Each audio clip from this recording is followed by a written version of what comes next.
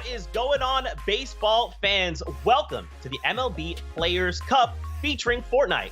My name is Zeke, and over the next 2 days, we'll be watching 8 duos go head-to-head in an elimination race. Now, more on that in just a second, but first, guys, I can't do this alone. It's just me here. I need some friends to back me up. We've got none other than Clay Staling and Clinton Gates. Together, we'll be bringing you guys the action and be your eyes in the sky. Guys, say hello.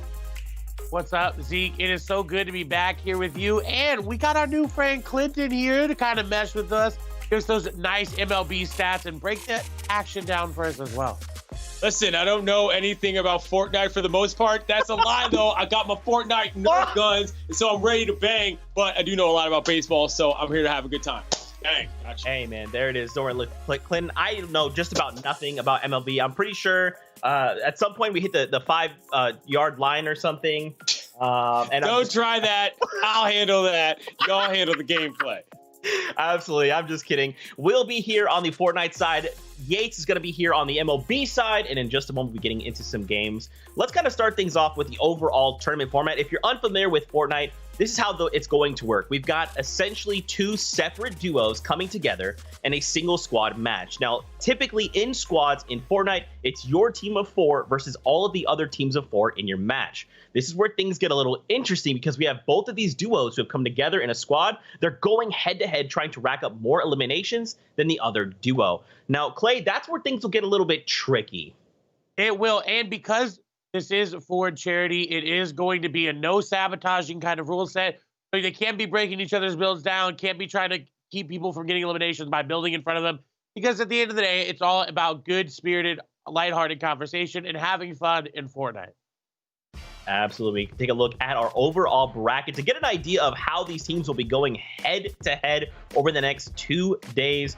You know, Yates, there's going to be a lot of these guys that I'm very excited to see because while they can adapt on the field, they're going to need to be able to adapt coming into this new season of Fortnite. Yeah, we got a decent amount of stars here, too. My man Trey Turner from the Nationals, Lucas Giolito, who you might have remembered, from Washington. Lucas Giolito, you might remember from Chicago. Southsider threw a no-hitter this year against Pittsburgh. Amir Garrett, who some of you might be familiar with because of his hands activity in more ways than just video games. And, you know, Gavin Lux is the guy who plays out here in Los Angeles where I live, so I am pumped about this match.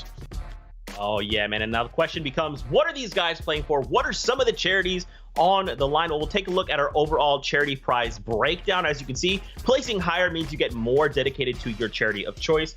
And we do have several on the line. Quite a few of these players will be competing for the V Foundation. You've got other foundations as well as Pittsburgh Food Bank, Project 34, Orphan Kitten Project, Players Alliance, and Phoenix Children's Hospital, just to name a few. You know, it's going to be a great day. Few days of competition here, and again, it's just all for charity. We're here to have a great time. We're here to commentate on some Fortnite action and just pretty much meme the whole time. I'm super excited. Now, guys, as we're kind of thinking about these duos and kind of taking a look back at them, we obviously have to touch on who these players are. And Yates, I really want to rely on you for this because you are the master here.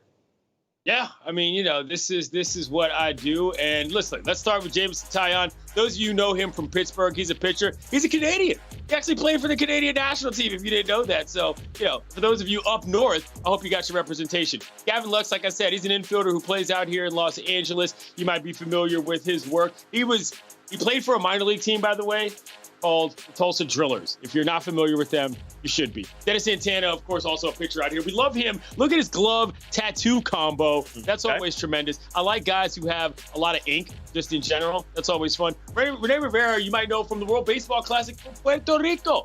Always a good player to have around. He's been around the bigs for a long time as well.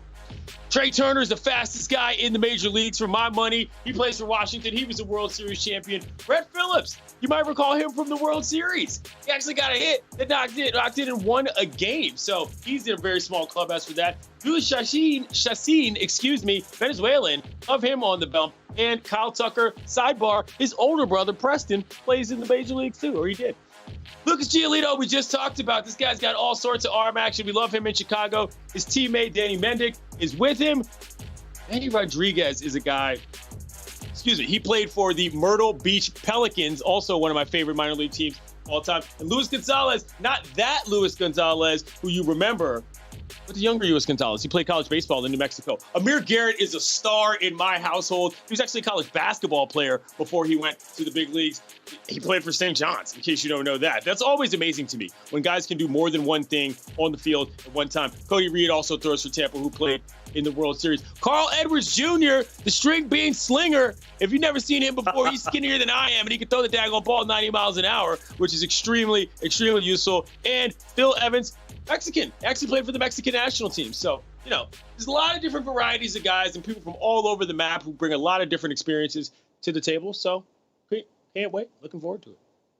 And all of this is on top of like a brand new season just dropping, right? Clay, we saw the introduction of season 5 hit, and we actually got a chance to play a few games actually together. Dude, this new season is absolutely insane. It is. There's a lot of new non-playable characters on the map, NPCs. You'll hear us refer to them as that you can interact with the gold bars that you get from interacting with them and eliminating other players. You can hire them to be on your team. You can get special weapons from them. They have a sniper rifle now. It's called the boom rifle that shoots clingers, and that's an explosive at your enemy. And so if you hit them with it, they'll blow up. And we've got a lot of big-name POIs back in the map, Zeke, like Salty Towers. That's right. There's all of these new features that we'll have to see how these guys have adapted to as we get ready to go head-to-head. Now, we are going to take a break, but when we return, we'll get into the first few rounds of action here from the MLB Players Cup featuring Fortnite. Stay tuned.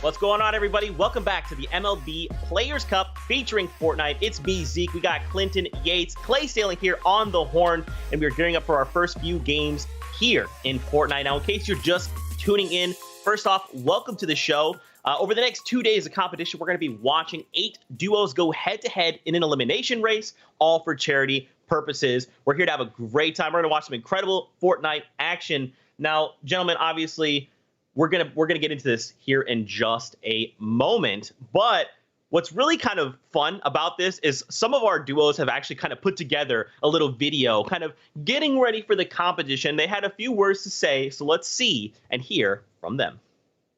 What's up, everybody? Trey Turner here. This is where it all goes down. Me and Brett Phillips gonna bring that energy. We're gonna drop in some Fortnite games with the MLB PA and compete against other MLB players. This is where it all goes down. We got the dual monitors, keycaps, little mouse and keyboard, and then here it is, my girl, all white, everything. Let's go. Let's go, Brett.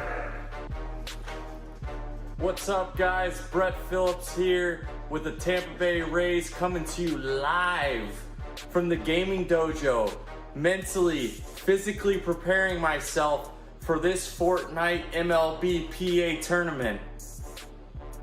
And let's get right into it. Playing on the PC, because we all know frames wins games. NVIDIA 2080 Ti with the SCUF controller, cranking 90s all day, ladies and gentlemen. Up to the main screens with the dual monitors, and boom, Fortnite, here we come.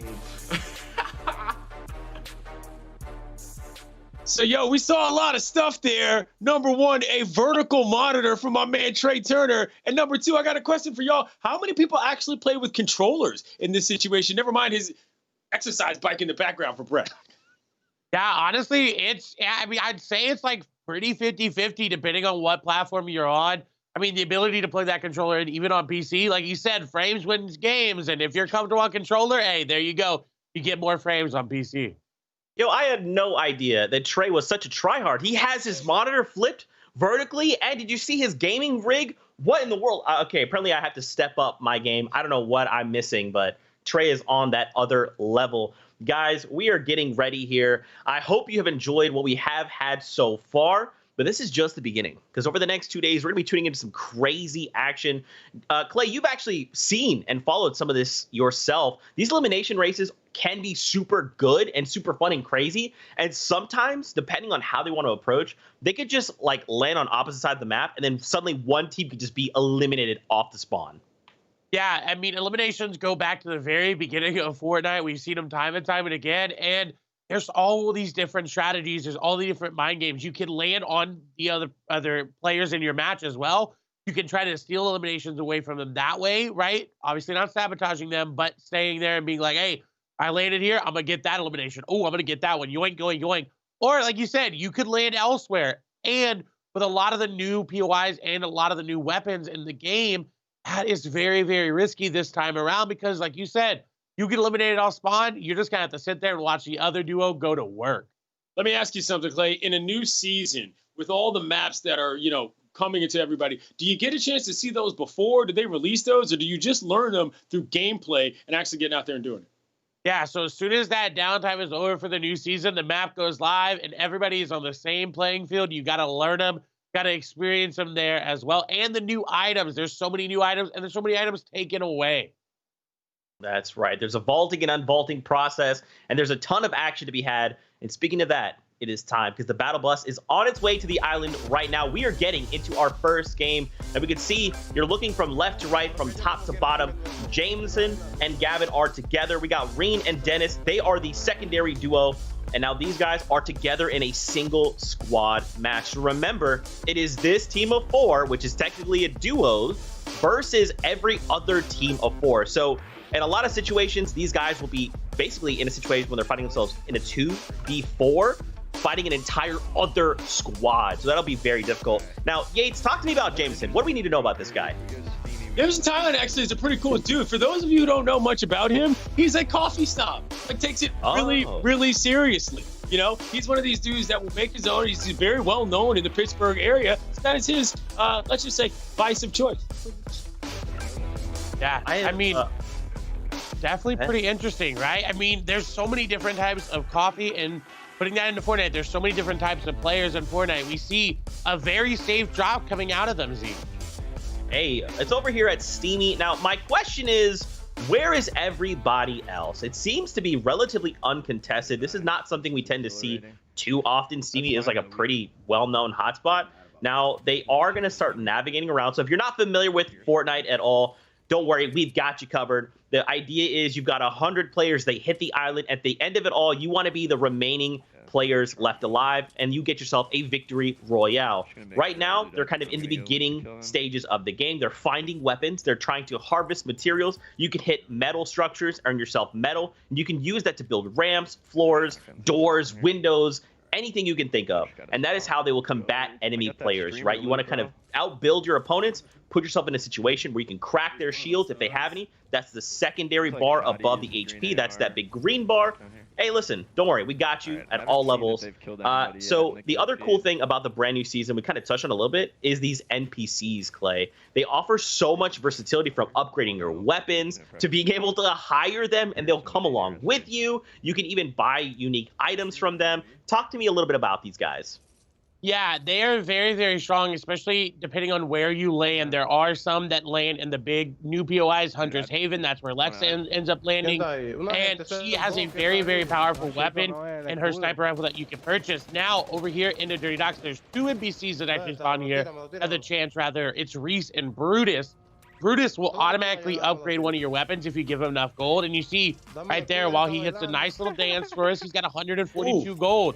So, you know, he could upgrade some of these weapons, get some really good loot in there. And, oh, Zeke, you saw that harpoon drop over to his teammate, and you know I love seeing that in the inventory. Do you get extra points for dancing? That's an important question in my world. Listen, we call that a swag factor, okay? When you have a higher swag factor, doesn't it affect your overall points or your overall eliminations, but it does gas you up. More confidence equals more eliminations, means you'll go in when sometimes you feel like you can't. I like to emote a lot, I'll be honest. Okay. I'm there too. Hey, as soon as you get an elim, maybe a little bit of emote on top of them, add an insult to injury, just a little bit, you know? But at the end of the day, it's Fortnite, it's all fun. And of course, we're playing for charity here today, so that's what all these players are competing for. But I like this start for both of the teams. They already actually have 1 elimination here for Dennis Santana and his duo. Hey, that's 1 more than we saw the other duo with there in Steamy. But what's not good for them overall is that they landed on the same side of the map. So now they're going to be running into each other, running into the same amount of players. So that'll cut in to how many elims they get. He's got a cool skin, by the way. I like the karate style headband. Big fan of that. Oh, man, this is none other than legendary Ninja. We've got an icon series in Fortnite that is kind of a way for very well-known characters to kind of make their way inside Fortnite. You got people like Ninja, like Marshmello, very popular DJ that actually has a head like a marshmallow. It's pretty awesome. Marshmello's cool. I saw Travis Scott as well. Yeah, exactly, dude. That's what's so cool about Fortnite is, you know, there's so many different avenues to integrate so many different people from so many different walks of life. Very recently, we just got Kratos hit the game as well. That caught me by surprise, and I work there, so I don't know how this flew under the radar, but it's so cool. It is. I mean, you could pretty much be any type of skin in Fortnite, and with all the crossovers, Marvel, DC, now, like you talked about Kratos, there's so much opportunities for all of these skins and awesome things to come into the game. And one unique feature, Clayton, about this Ninja skin is the more eliminations you get, the more his headband actually grows in length. Are you serious? Yeah. That's amazing. I love that. I feel like I would change mine. I would change colors like every single time if I could. Like I get an elimination, I just change colors. I leave my headband with the guy eliminated. All right, yeah. Zeke, all right, hit him up. Hit the DMs up. We need to add that to the game. Taking the notes here. There you go. There you go. Now, guys, I'm kind of curious. It feels like both of these duos have had a very slow start. I think, and a lot of times, I like to chalk this up to just first game jitters, right? We kind of see these guys trying to get comfortable, making sure they're ready to go, because they really haven't fought anyone. They have circle. If you look at the top right, you can see that map, and you can see there's like this little half a circle they're drawn across. That means that that's the next storm zone. So that the area inside the circle is considered safe, playable space. So right now, these guys don't really have to walk that far. They're already good to go, so they can just take this time, farm up materials, find weapons. But yeah, I want to see these guys get a little more aggressive, because this is an elimination race. There it is. I got it. You did. I mean, hey, it happens. It's early in the morning for some people, but Look, if you look at their competitions, they're being aggressive. They're going into Colossal Coliseum. And me and you dropped there yesterday, and that was a very, very, very contested spot. Absolutely. So Colossal Coliseum, it's basically exactly what it sounds like. It's a massive Coliseum. Here's the tricky part about it, is there's very key structures within the build that you actually cannot destroy. So once you're in the dome, and here it is, you can see, you can't leave unless you're building outside of it or you're leaving that front or back door. Now we're going to see Jameson. He's going for this. And, you know, Yates, you did have an opportunity to kind of talk about Jameson. You know, do you think that he's being aggressive on field as he is right now in Fortnite? I think he's a very detail-oriented person in general. You see he's got the glasses going on, so I don't expect him to be as reckless as some other players in general in terms of, you know, what he does. So I'm very much looking forward to how he approaches this. I don't know, man. What's good, though, about where they are is they actually are trying to take opportunity here and capitalize on the reboot van. So you see the van right there with the blinking red eye over it. In Fortnite, in a squad, duo, or trio game, when your teammate or you eliminate someone, they drop a reboot card. So you have the opportunity, after they finish your teammate off, to grab them and bring them back into the game. And they heard that they're moving on it because those players spawn in with only a pistol. Oh, okay. Okay, Jameson with the edits. So, okay, the reason why we laugh is because this is kind of like a more advanced technique in Fortnite. We call this a ramp rush, where you kind of begin by building a ramp upward, and then you kind of put a floor or a cone in front of you, and then you very quickly edit that. So if an enemy sees you ramping, they want to shoot you to kind of offset you and kind of push away. But with that ramp rush, you could keep yourself protected. Very advanced technique that was pulled off pretty effortlessly. So these guys are really trying to assert dominance right now. They're like, look, the Coliseum, we want control of this. Oh, yeah. Oh, no! Oh, no! Oh, I spoke too soon! I'm so sorry, Gavin. The caster curse. You did. I think, wanted to dance a little bit there, add insult to injury, but oh no! Jameson got a little bit too aggressive as well. He is healing up. You see the chug splashes were popped. That's the can of slurp juice there in his inventory. He's got minis as well. Builds are here for him. He's ready. He's cracked, but Wall is on the other side. Someone's trying to take it. He's going to go for the edit, like you talked about before. Advanced techniques coming out here for Jameson. His teammate is down, though. The pressure is on him. He's got to make the right edit. Ooh, the reset as well. He's putting this player on their back foot. He's got the edits. Oh, Jameson, he is here. He is ready. He's put the time in. The aim god may be here. The edits dropping him down, changing those layers, getting himself away from the enemy. As you see now, his duo partner that he's competing against, rather, they're coming in. They're trying to steal some of these eliminations and maybe make it a little bit more chaotic. But the shots there, he's hitting some of them. Maybe able to hit another one as the edits are coming through. But Zeke, he's playing this perfectly.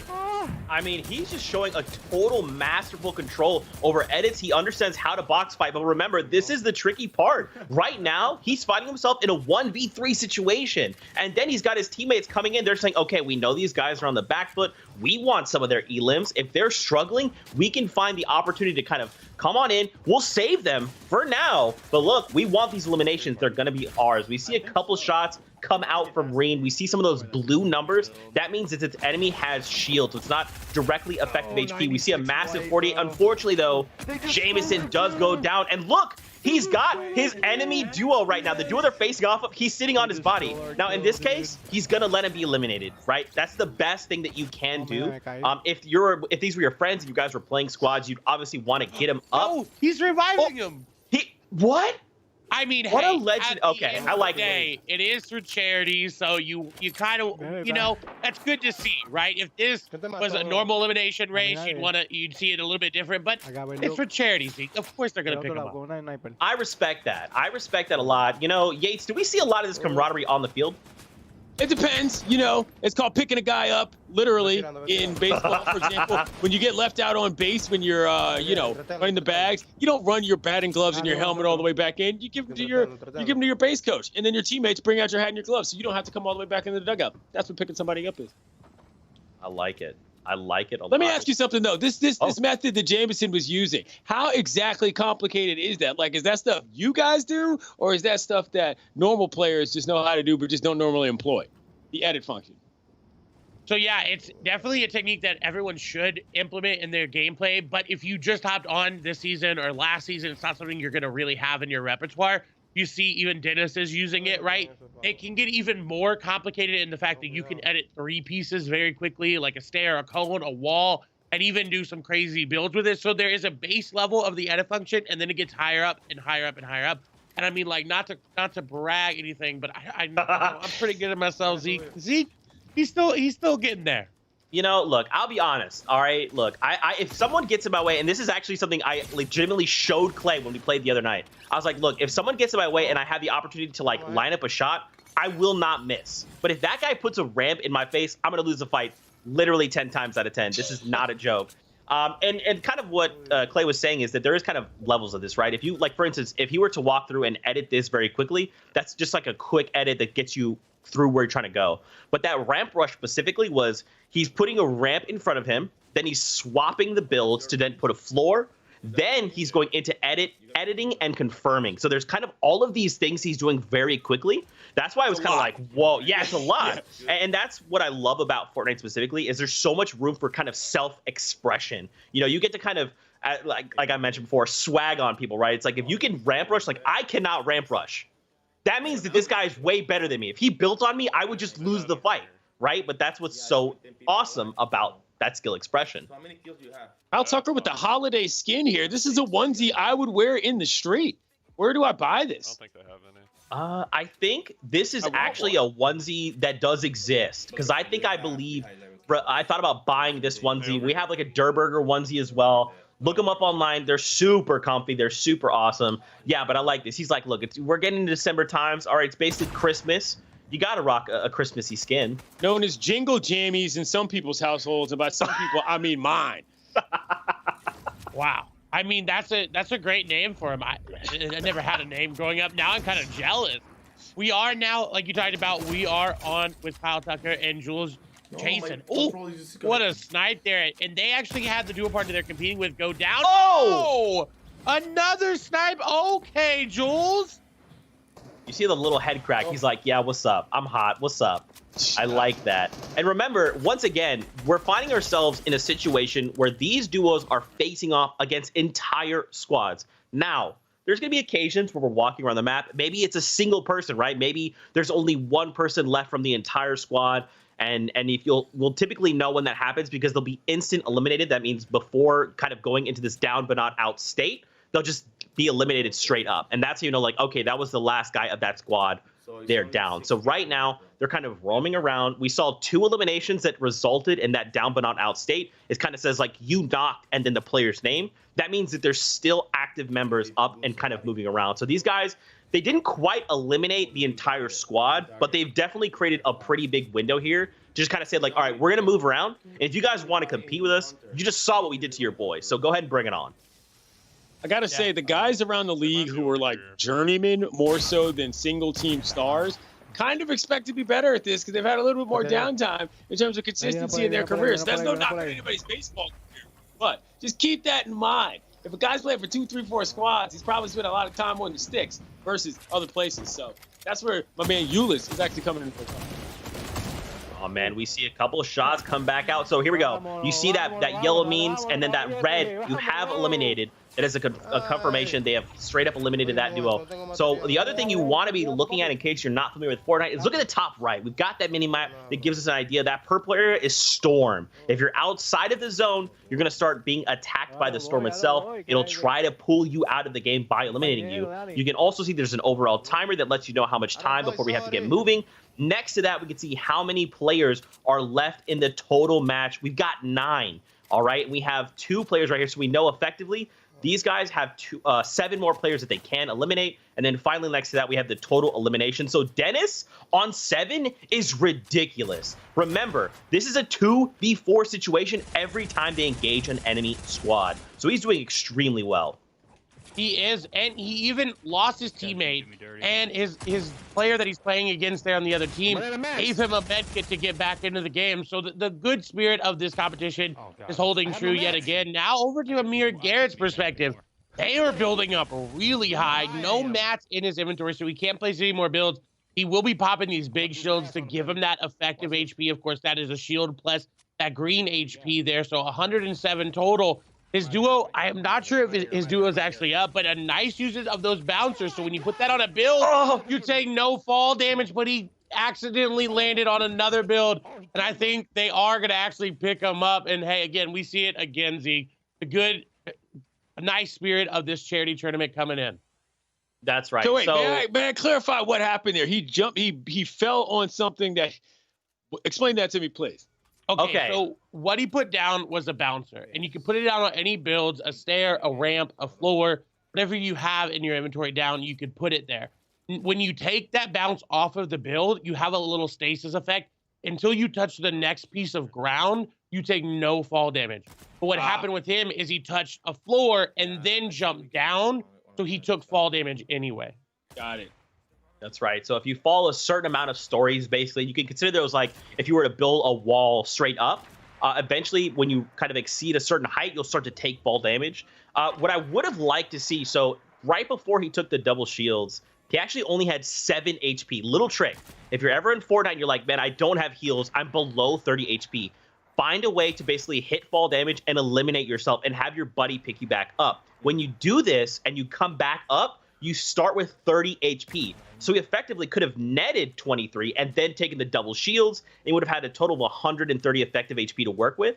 But in the heat of the moment, he's probably just like, look, I'm not going to be eliminated. Unfortunately, a small misstep means he'll lose out on the big shields, but that is no problem at all. We're hopping on board here. We're taking a look. So again, we only have 4 more enemies. We see them running. We see a shot go out and misses. So now it's all about, okay, how do we close out the game? Do we have the tools? If you look at the bottom right, look at this inventory, Clay. It's purple, it's blue, it's gold. It is blinged out. They have the tools. Now it's about how they can close it out. Oh, and look at the double edit coming out here from Yules. We were talking about fancy edits. This is a duo that has played Fortnite for a while. That's not something you can just do right off the bat, picking up the sticks. You had to have put some time in. The tarping coming out as well. That little tunneling effect is what we call tarping. Just protecting himself, making sure, building out as much space as he can, claiming the walls. He has played Fortnite for a while. He is showing up, and look, they're dropping down, so he's trying to place a bouncer so he doesn't take fall damage, and no! They are all going to get chopped out. Both will be elim. They do take second place in the overall game, but I think this game, they had more eliminations than their competitors. That's right. That's right. So we get to see, that's kind of like the difference, right, Yates? Is we got to see like a few different levels here of building, of editing. So that was very like, that's borderline like I can enter competitive level of edits and building, right? Like that is a skill expression that I was mentioning before. We're back. I could just tell by the tone of Clay's voice how excited he was about what he saw. Yeah, dude, we get excited about Fortnite. You know, it's all about celebrating the players, following their story, and look at this. Dennis finds himself an elimination. So a couple things, when you do find an elimination and you get an enemy in that down but not out state, a couple things you can do. One, you can actually leave that enemy there because it is kind of putting pressure on your enemy's dual partner and squad mates to be like, okay, well, do we want to revive that guy? Because if the answer is yes, then they're going to have to try. There's kind of like a limited window before they can effectively bleed out, if you will, where they will be eliminated straight up. So Dennis instead decided, I'm going to eliminate them because that will give me more ammo, more materials, anything if I need health. There's all these little things. So there's a lot of skill expression here as well. We'll see them get the victory royale. But the ultimate question is, how many eliminations did they walk away with? Because remember, this is an elim race. We cannot forget. No, we can't. And I think he at 9-10, we saw him double editing as well, doing some strafing there. This was, I mean, expert level. And now over to Danny Mendick and Gio. I think this was one of your picks coming out of the gate, Clinton, to do very well. I love Gio. He's a guy who used to be a player for Washington. He now plays on the south side of Chicago. Guy's got a great changeup. People don't know this about Danny Mendick, though. Danny Mendick is a guy whose goal is to play all 9 positions in the big leagues. He's a very versatile individual in terms of how he approaches everything. And you can see in his room, he doesn't have a lot going on, so he's focused. You know, I love this. Wait. What do you mean all 9 positions? Walk me through that. Explain it to me. Typically, when you play baseball, you play one of 2 positions, or you play a couple positions based on the same sort of grouping. So if you play in the outfield, yeah, you might play center, but you could probably play left or right if you had to, because of the skill set required to be able to field fly balls and play the position. And if you play shortstop or second base, those are very similar in terms of what you're doing around the bags and how you play. If you play first or third base, what's known as a cornerman position, it's very similar as well. But to pitch and to catch is a totally different matter altogether. And so there's 9 positions on the field, and his goal is to be able to do all of them, catcher being the absolute hardest one and the most important one, as far as I'm concerned. And that's typically the one that's difficult to do. You can get into a game as a pitcher. That can happen. Bullpens get messed up. Games get to be blowouts. But you don't just get into a game as a catcher unless you know exactly what you're doing. Man, the breakdown, the knowledge. See, I respect that so much. Just being able to say, look, I'm going to be a Swiss Army knife. Wherever you need me, I'm going to be there. I'm going to do it excellent. I respect that so much. Now, the player who's not here, by the way, is Buster Posey, who plays in San Francisco. He did that once in one game in college, separate discussion. What? Dude, that's so sick. It was a little gimmicky, but it happened. You know. But listen, if it comes out and you can do it well, that's just like, again, swag factor. You're like, yeah, what's up? Mm-hmm. Yeah, all 9, that was me, baby. What up? And we won the game. What up? That's a swag factor is a beautiful way to put it. And that gives them the adaptability, right? To play in Fortnite, which changes all the time. You've got different play styles. Ooh, a nice tag there. And I like it. General Geo, he's got the branding here. He's ready. You know, he didn't just hop on and say, you know what? He's got it played out. He's also got a lot of gold, so that'll carry over into the next matches as well. They set themselves up in a really awkward spot, though. These trees are really hard to build in, and you see him crouching right now, and will fall down because of it, but I don't think they're going to go down here. I think they're in a good spot. Only 1 elim, though, on Geo. Again, we don't know how many of their duo competitors ended up having before they did fall, but Geo needs to get a sniper in his shot. He needs to get that going because right now he's looking a little bit panicked. Yeah, definitely. He's on the back foot. Now, just as a reminder, we're going to be playing a total of 6 games here in the first half of the round of 8. And then we'll kind of be bouncing around different perspectives as all of these 8 duos are going head-to-head. So this is a really bad spot right now for Lucas. You could tell there's a little bit of a panic. He's trying to like build a little bit toward the enemy when in reality he's to be backing away. And right now over on Danik, unfortunately, he does get picked up. So this is kind of like that situation I was talking about. He was just straight up eliminated. There were his duo partner and the enemy duos were all gone from the lobby. So that means it was just him to try and find any number of eliminations there at the very end, but did not work out in his favor this time. But don't worry, he's got more games, and now we're shifting perspectives. We got Cody Reed. Yates, talk to me about Cody. Stop playing with us, man. Cody Reed, oh my God, the shoe wall! Whoa! Cody Reed's a left-handed player. He's been bouncing around a little bit. Played for Cincinnati. Not a ton of people know who Cody Reed is, but I mean, not to get too far into this, he's got excellent sinking and slider action on his cutter. I mean, on his off-speed stuff. So if you really want to get into baseball, that's what Cody Reed does. Look at his shoe collection, though. More importantly, let's talk about that. Look at those kicks on the wall.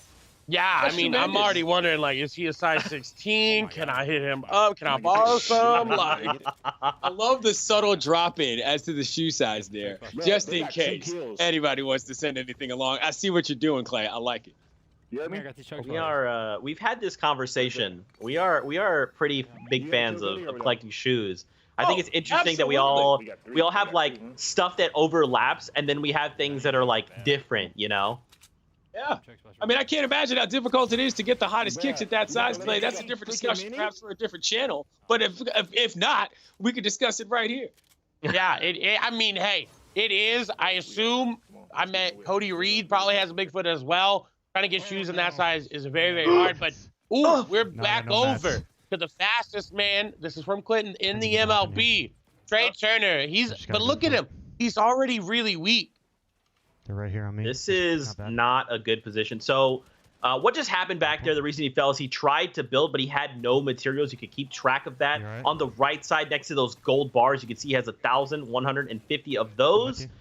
You typically need 10 of any material to build a thing. So right now he only has 2 builds total. He's going to try and pick up Ranchy. He's going to try and just disengage. This is when you're in that down but not out state, DBNO. You can kind of pick your boy up. You can run away, set him back down, and try to get the revive.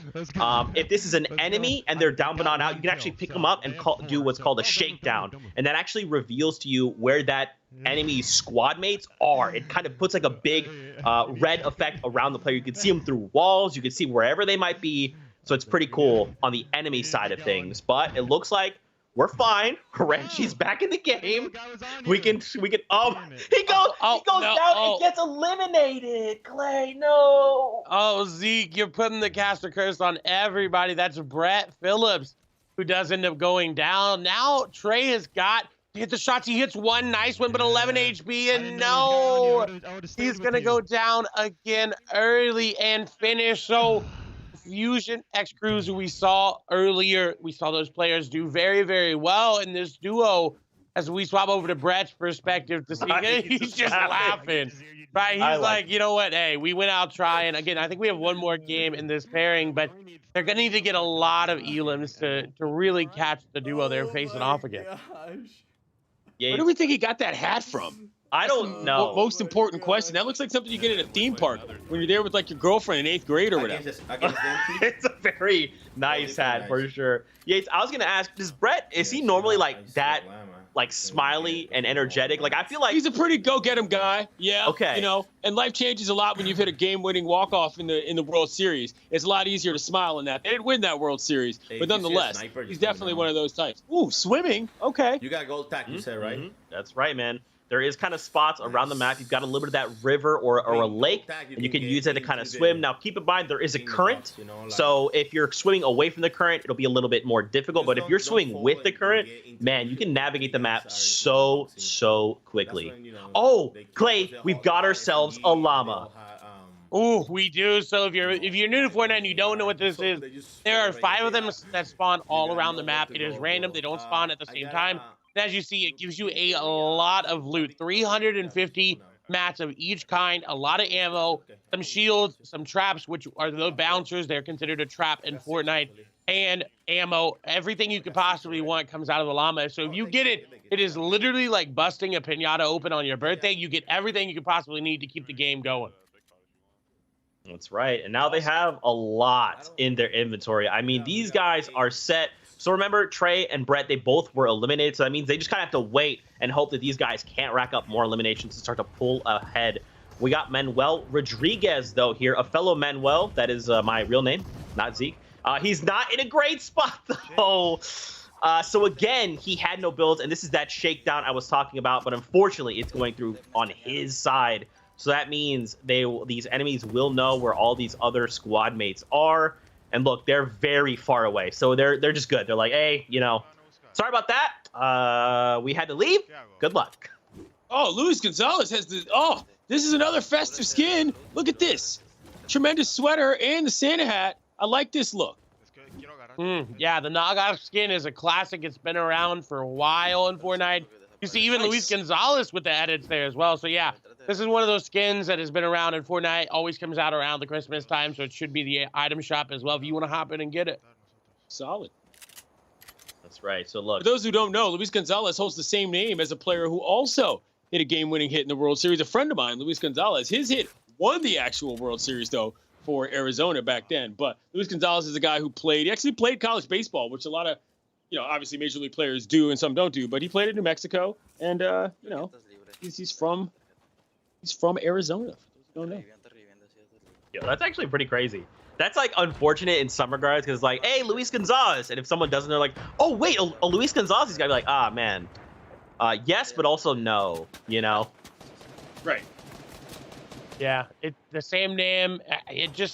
It puts that pressure on you, right? If you're in the league, it'd be like, oh yeah, oh no, that's the other one. So like you kind of want to outperform. You know, you have that little bit of rivalry. And look, okay, so big moment there. That was the reboot card that I talked about. So Luis Gonzalez was actually able to pick that reboot card up. So he will have the opportunity to go pick his teammate back up. And now we are all the way back over here to Amir Garrett as they're throwing some nades to the Coliseum. They're getting aggressive. They want this, and Amir is stepping up, but oh, hold on, wait. Player building over him, and he disengages immediately. He doesn't want any of that. Players all around him, though. He's going to have to get in their faces, and no, he takes a big chunk of damage. He's still got some HP to work with, though, but the third party coming in, and he's just going to go down. They have all yeah, you heard him call out he had no materials. Unfortunately, remember, it's a 2v4. It's a 2v4 in just about every sense of every possible scenario, and that's what happened. You saw there was 3 different enemies that kind of cornered him and put him in a situation where his back was against the wall, and with the lack of materials, you're not gonna walk away from that situation. But it's okay. Cody's here. He does crack a few of these enemies, and now he's got about, looks like 1 person left. They drop down. It is not gonna work out. That was with a pistol point blank. Unfortunate, but it looks like one of their duo partners may have actually eliminated that player. So both are going to be okay, but now, look, this is the Storm. Unfortunately, they will meet their end. But we've got more games. Don't even worry. We're back over with Jules. Yeah, and that was really smart of them to confirm those eliminations. That's what we say. They're in that EBNO state, but then you take that shotgun, you eliminate them again. That's confirming it there. It gave them the points for getting those eliminations, so that's good. If it comes down to a tiebreaker after the third game, hey, maybe 1 elimination is what you need. But now you talk about where over the Yules, they were able to get their teammates reboot card as well. Trey and Brett, unfortunately, we saw go down in Salty Towers. Now it's up to Yules to really carry his teammate. But I mean, Zeke, already 6 eliminations? Like, I mean, Clinton, I'm going to be honest, that's a little bit more than Zeke had yesterday. Oh, look out. Let me ask you guys this question, though. When it comes to mobility and moving around the maps, like, have you noticed any difference in the new season, or is it just, or is the gameplay, from that standpoint, still the same and still on point? A lot of it's a little bit different. We do still kind of see vehicles, and Clay, you can kind of echo a little bit of this. Obviously, with the new season, there's been new ways of mobility. You can see from Yule's perspective here, he's kind of like dashing and teleporting forward. Then there's these like weird crystals that have kind of shown up on the map, and this is kind of following like a narrative plot, basically. And for some reason, these crystals have kind of appeared in the center of the map that allow you to navigate. But Clay, what other mobility options do we have in the game? Yeah, so we saw some shockwaves already being used. They're a purple little grenade that you can throw on the ground. They will launch you both through builds and at players. They send you pretty far, and you don't take any fall damage as well, so you don't have to worry about the same bouncer situation happening. There are bouncers as well. Those can be put on walls and used for mobility. You can drive the boats around as well. There's some spicy fish in the game, I believe, as well. Those give you a pepper-like movement, and they increase how fast you run, as well as there are peppers in the game that do the exact same thing. And a new addition, you actually just saw Gavin Lux try to get into it, but there's a fish that you can fish out of the water, and it acts like a rift, and that is like a teleportation device that sends you right up into the sky, lets you glide on down and move pretty much anywhere on the map. Oh, that's cool. Unfortunately, though, you saw that big crack over on the shield. He's only got 38 HP. We see this enemy squad. They're getting extremely aggressive. They caught him kind of out in the open. He was trying to catch up, like Clay had mentioned, to that rift. And when you use this rift fish, it's such like a distinct sound. Anyone in the area, they know the moment they hear it, it's like, okay, it's coming from east, west, north, wherever. And we know if we head on over there, we might be able to catch someone, a straggler who maybe didn't rift as quickly as the teammates. And that is what we did see, unfortunately. So now they have to queue back up. They got to make sure they can try and rack up more eliminations if possible. But now we shift gears a little bit. Okay, so we're out in the Storm. Storm is ticking for quite a bit, but we see shots come out, and he's going to down a player there. That's really good. Now, when you eliminate them, because this is Arena, when you eliminate them, you'll get what's called a siphon, and that'll kind of help put you back up. I'm sorry, this is not Arena. I take that all back. But a few shots are going to come out. I couldn't see it. That was so close. I felt that, and if you follow competitive games, you can kind of see this breakdown, and it almost like plays back in slow-mo in your head. He had the reticle there. It was just like he needed that extra second to confirm and pull the trigger. It didn't go his way this time. It was very close. It was a brave play to reboot his teammate in zone, trying to get him back. Sometimes you have to cut your losses and leave your teammate there. You may get the reboot card, not able to get that reboot off. But, 2 is always better than 1 in that scenario. It was just maybe a second more he would have been able to do it. But now we're back over to Manny Rodriguez. No eliminations for the squad, though, right now. We did see Gio and his duo go down. They have no elims. So right now, the pressure is on Manny and his duo to find at least one, at least two. That way they go up in the count. Okay. So Manny Rodriguez. Yates, what does this guy play? This guy, I told you, the one thing, Manny Rodriguez is not a guy who is super popular compared to all these other guys. But like I said, he played for the Myrtle Beach Pelicans, which is one of the best nicknames in all of minor league baseball. Yeah. I really like the tactical glasses here, too. This is rather intimidating, if you're going to ask me what's really looking at. By the way, if you've never been to see the Myrtle Beach Pelicans play, you should go check it out. They got it. Okay. I mean, I have to. You retweeted on Twitter the other day a pretty awesome stadium. So, I mean, I know you know what you're talking about. That was in Charlotte. That was a fantastic one. But, yes, thank you. Hey, I'm not too far from Charlotte. I guess I'm going to have to check this out. I have to start following the sport, I guess. Looks like I'm enjoying myself. Why not? Yeah, why not, right? We can see Carl Edwards Jr. here on the other side. So we get two perspectives, get to kind of see from two separate matches going on at the same time. Keep an eye on the health bar. He only has 150 effective, but he finds someone. When you're also crouched, it muffles the sounds that your feet make, basically. When you're running on like surfaces, if it's like a wood surface, it'll be a very distinct like footsteps on wood, footsteps on brick, wherever you might be. That's why you saw him crouch. He was trying to be sneaky, but now he's down. We see there's an enemy squad. He just picked up an elimination on that enemy, and now his squad mates are like, all right, look, we have to push on this. We can't let this slide. And it did not result the way he was hoping.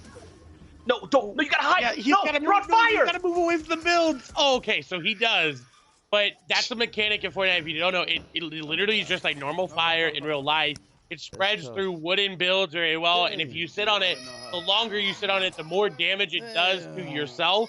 You can get fire in the game a couple of ways. There's a shotgun that shoots it. It's pretty cool. But now we're over to one of our duos who was stuck in a tree. They tried to use a shockwave there to save them, but unfortunately not going to be able to do so. This is Manny Rodriguez and his duo, Luis Gonzalez, there, as they have a very far run into zone. And now the way the zone works is a little bit complicated, but it's very simple when you hear it overall. Right at the very first second zone you see, it does 1 damage to you every second you're in the zone. Then it goes up to 2, then it goes up to 5, and then it's up to 10. So it does a lot more damage in the late game. Right now, it's only doing 1 damage per second, so they should be able to make it out and be just fine.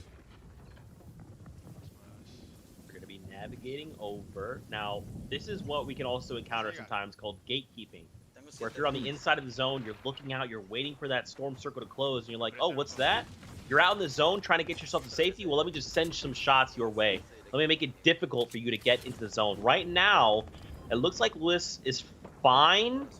We're not seeing that. I like the kind of way he's kind of taking through Holly hedges here. He's using a lot of large cover. These buildings, or, kind of provide a natural line of sight break. So you'd have to kind of be on the other side of the building to see him coming. Now, what's scary here, only 8 HP. He finds someone on a tree? Wow. I don't... Interesting strategy. Interesting strategy. Okay. All right, Manuel. Okay, he's pop got a bandage, Manny. Pop a bandage.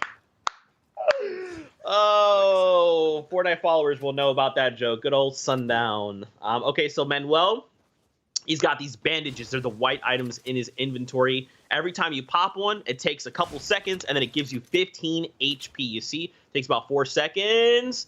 All right, he's back up to 15, so he'll be able to get out of the storm. But if you look at the map once again, you can see these guys still have a way to go. So even though he's out of the zone, he's not safe. With that timer counting down, he's still got to keep himself moving forward, or it's just going to be more of the same. 2 HP. Okay. That was close. That was close. That was, yeah. I mean, any longer, and it would have spelled his end. Okay, I want to point out, Manny has been playing this game a lot since the season started. He has more gold in his inventory than I do, Zeke, and I've been playing every day. So Manny, I'm expecting a lot from him. Now, we talked about the gold a little bit at this part of the show. If you don't know what it does, there's those NPCs around the map that you can buy upgraded and exotic weapons from them, and they do so much damage, and they are so powerful because they're brand new to the game. So I'll be interested to see later if Manny makes it into the later stages of the bracket. If he starts spinning that gold, getting that boom sniper rifle that does shoot those explosives, even maybe the double barrel shotgun that has a flintlock like effect. That was a gun where you could shoot it and it would boost you away from people, but it's also a shotgun now. So there's so many combinations that Manny could go with. Yeah, man, there's a lot. I mean, that's a lot of gold. Typically, these high-end power weapons, they go for like about 1,200 gold. So effectively, he could buy 3 of them. Now, that's not advised, and typically an NPC has kind of 1 in their inventory at any moment. So, yeah, I'm curious. All right, this is a great elimination. Any heals? No, it does not look like that. So, Manny's just going to bail. Remember, if he kind of walks in the storm, that loot looks super tempting. But if you walk out in the storm, you're going to start to take that storm damage. So he's like, I only have 32 HP. Man, I got to keep the ball moving forward. This is just not good for me right now. It's not. They're in an awkward spot, but there are fish nearby. There is a supply drop. That's that blue crate on the map. It comes down and has a lot of good loot in it. You can also shoot it down to get it down faster. Looks like they're setting up really well. This lake does have some fishing spots that you can use those rods in the little barrel right there to go for, but they're slow playing it a little bit, right? Sometimes you can't come out of the gate swinging too much, especially if you are, you know, like I used to play baseball back in the day. I'd come out very first swing, I'd try to hit it for the fences and I'd strike out. Like, hey, I know a little bit, so they're slow playing it just a little bit.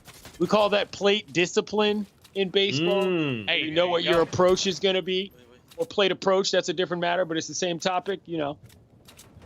I like that. Okay, so what do you think, Yates? Do you think these guys need to be going aggressive, trying to find the eliminations? Do you think maybe like tempering that a little bit and controlling that better? I like Luis Gonzalez's game here. I'm enjoying watching him run. He seems to know what he's doing, but it's not overly, you know, he doesn't seem to be overly aggressive or trying to impress you guys with his builds or so forth. You know, this dude knows how to play. I like his headband too. Factor. that ninja effect, if you will. Oh, yeah, definitely trying to, you know, channel that Tyler Blevins momentum. And, ooh, unfortunately, Manny's going to go down. Oh, he's trying to take a wall. Now, this is a pretty advanced strategy, but his team, the enemy, actually going to edit on top of him. So now down to 10 HP. He's got to hit a big shot. And no, he's going to fall, and that will be it for them. They get second place. I think they had more eliminations than who they're playing with, so they may move on. First, we'll have to see that on after the break. And now back over to James Centalion, his duo. They're facing off against Lux and company. So overall, you know, they have a lot. 3 eliminations out of the 6 so far. They could be on top here. That's right. And this is game number 3. So this is kind of like the last series here in the first half of the round of 8. And at the end of the 3 games, we'll kind of tally up all of the eliminations, see which duos are performing well, and then we'll have another set of games to kind of round out and see which duos will be moving on. So right now, you know, all in all, these guys are looking fine. You've got 36 players left in this total lobby. So that means about 32 need to go down before they can kind of get that victory royale.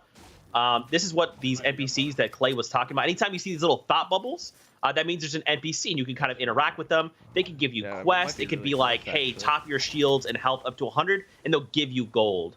And that's kind of how you start to kind of accrue that gold currency. And then sometimes you can run into an NPC that's like, hey, you like blowing stuff up? Hey, I've got a sniper rifle that shoots explosives. I'll take 1,200 gold for it, though. And you're like, it's worth it every time. Oh, it is 100%. And you saw them kind of strategizing out metagaming a little bit.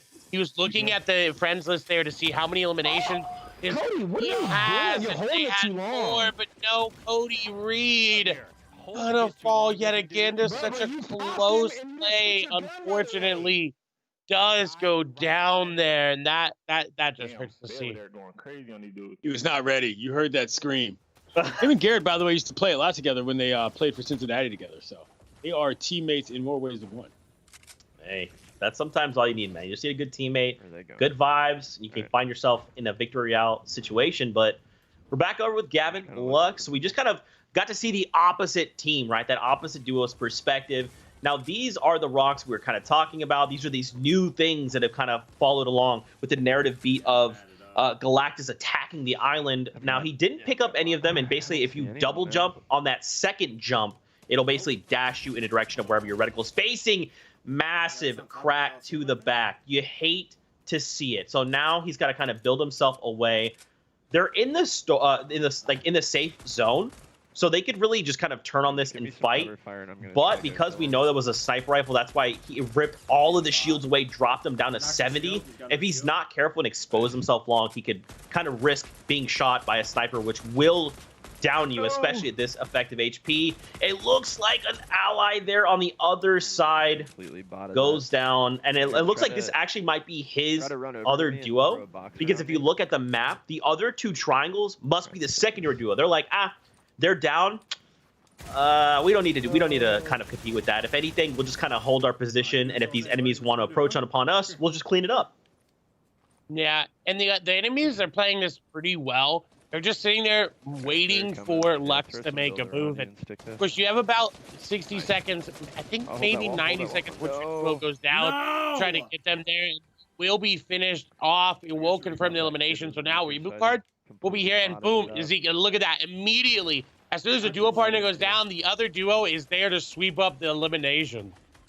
Yeah, so this is what we were kind of talking about. There's a lot of different strategies involved in elimination runs. It's kind of like, you want to try and find these eliminations wherever you can, but if you know this other duo is operating very well, you can look to kind of not sabotage them, but kind of show up, and if you see someone's low, if you're the one that downs them, it counts as your elimination, right? So you can try to steal away some of these very crucial eliminations.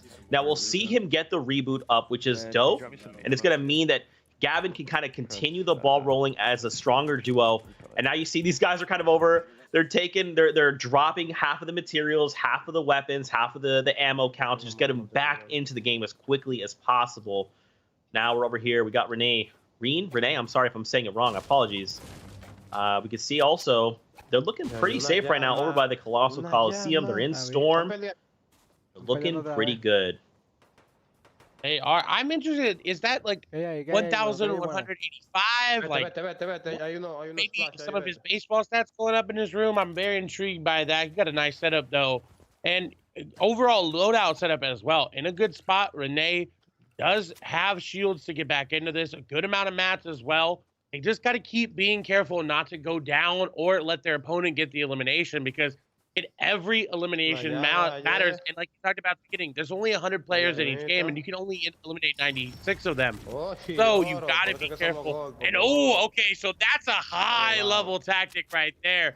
What they did is they used a bouncer. They boxed themselves up, so they would continuously bounce up and down on the bouncer in that box. Then they comboed that with a shockwave, and those two properties interact with each other to give a super bouncer move. So break you through the build, and it'll launch you really far away from the enemies. You like to see it, man. You like to see it. Okay. So this is kind of going to be one of the last two games we're going to see here in this first match of games. Now, was that correct? Yates, was it Renee? What? Renee is how I've always said. Okay, gotcha. We try our hardest to try and give players the credit and say their names correctly. On the Fortnite side of things, players just love to have ridiculous names and change them all the time. So it's impossible to do that at times. But I want to make sure we get these guys' names correctly if we can. These guys are very well known all around the MLB scene. Got Jameson here. Okay, he's got a little chest. All right. I mean, if you look at the loadout, and you can kind of see this depending on kind of what weapons you opt to pick up. Jameson has a close range weapon loadout. You can tell he's got a charged shotgun, and he's got that compact SMG. These are weapons that are much stronger when you're in close proximity. If you want long range, you're looking for ARs, sniper rifles, the like. So right now he's opting for shockwaves, which are those mobility tools that Clay mentioned. This is kind of like a really big burst of momentum forward in a direction. And he's looking to say, look, once I'm in here, I'm going to have this charged shotgun, and I'm going to hope that I can dome you. He's going to swap it out. Nope, he's sticking with it. I respect it. I respect it. Is that a strategy that players use just based on preference, or is that something based on maps in terms of the long range versus the short range? On top of the Coliseum, I guess. 100%, I would say preference. You definitely, I think, need a long range weapon. But if you go into a little bit more metagaming, right? If you are on a platform that doesn't have the same amount of input customization as keyboard and mouse, right? A keyboard and mouse, I can add stuff to my mouse. I can add stuff to different keybinds and all this. But if you are playing on controller, you are very limited, and that's actually why we see his loadout set up this way. If you look at other of the players that are not set up on controller and they are on keyboard and mouse, you may see a little bit different, but that allows him to switch from his SMG to his shotgun very quickly with just a couple button presses, so he doesn't have to use 17 different combinations of buttons. He can press 1, 2, 3, boom, he's on a shotgun, boom, he's back to his SMG, and already you can see he's got some prowess on the sticks. And look, he even saved himself from fall damage there by placing a bouncer on the ramp. Absolutely, and you can tell what this charge shotgun does. There's a few different shotguns in the game right now. This one, it's all about this charge mechanic. The longer you hold it, there's kind of this meter on the weapon itself, and you can kind of start to hear, it sounds like almost like a tea kettle boiling. And it means that the weapon is fully charged. The next shot that goes out, it's going to deal a massive amount of damage. So we're talking about one shot potential. But the problem is you need that moment to charge up. You can go for these just quick pop shots. They're a lot less damage. But if you can line up like a headshot and then very quickly edit a wall, put a wall in front of you, or edit something and kind of disengage, it's a lot of burst damage super quickly. Lux goes down, but it's okay. He's here. Now, take a look. It is just these guys. So this is the final duo left. The duo they're competing against have been eliminated. Wait, he did not actually confirm that. Oh, he did. I'm sorry. Now, I would have probably given that half shield over to his friend. But, okay, medkit. All right. Okay, no, I would have kept it, right? I mean, he's got more HP overall. He's got the medkit there. No, you got to be a little bit greedy in that situation. As you can tell, Yates, I'm the guy that's like, what can I do for my friend? Can I give them my best gun? So he's not here for that noise, all right? Yeah, no, see, I mean, sometimes it be like that.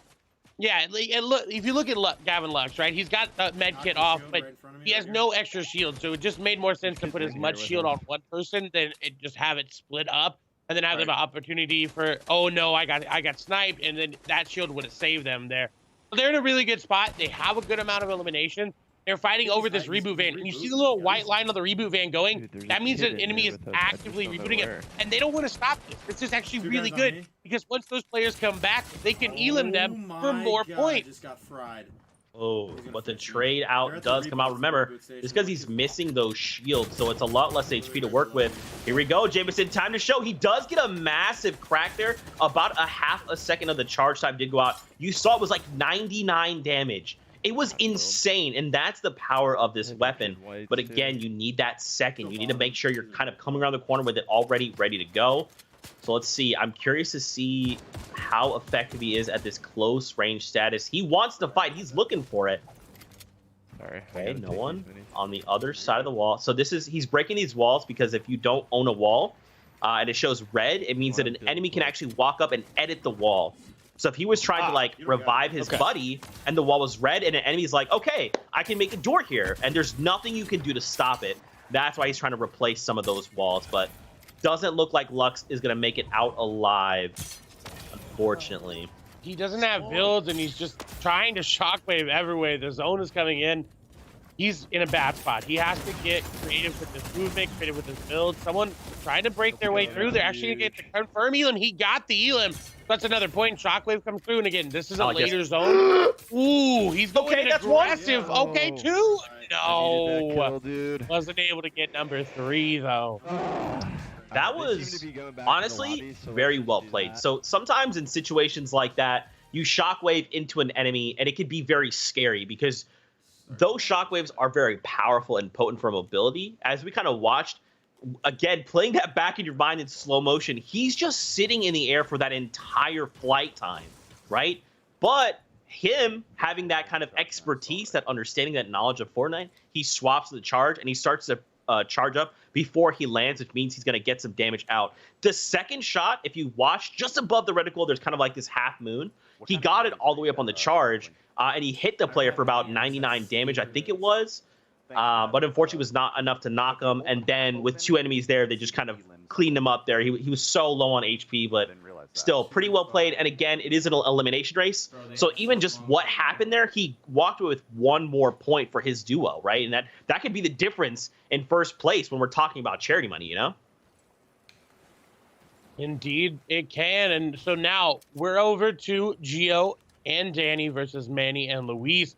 And, you know, Danny and Gio have a very big road ahead of them. And what we see just pulled out is there's new fish that are introduced in Fortnite. That's a 0-point fish. So that has the same properties once you eat it that those crystals do that Zeke was talking about earlier. So it gives you that momentum, that blink ability, if you will, to move through. He did pull a slurp fish as well. That'll give him some shield. It gives you 40 shield or HP.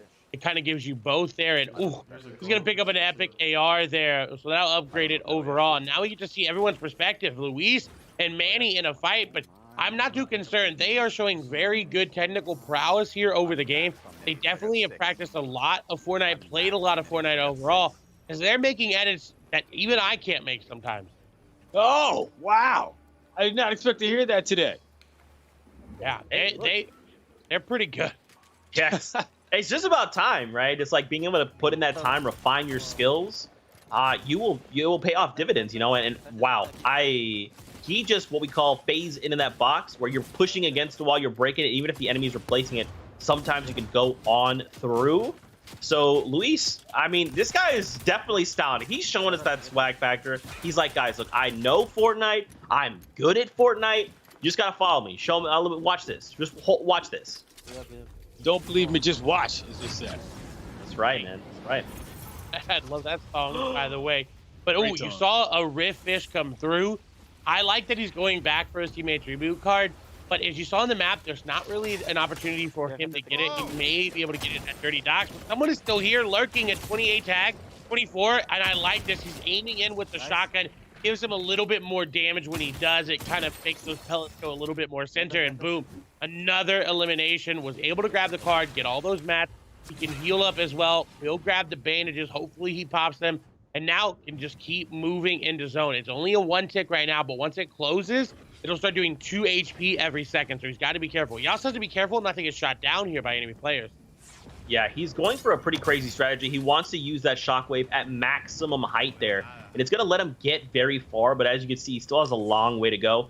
He does have one more shockwave to use. And the reason, again, we do this is because there's like a lot of different elevation in Fortnite. You can see on his right now, there's this massive mountain. So if he had just kind of used that straight out, he would have hit that mountain and been in a worse spot. But this, utilizing this strategy, having, again, that prowess, understanding like, okay, there's some height here. So if I'm going to get safe, I need to take this specific path if I want to make sure that I walk out alive.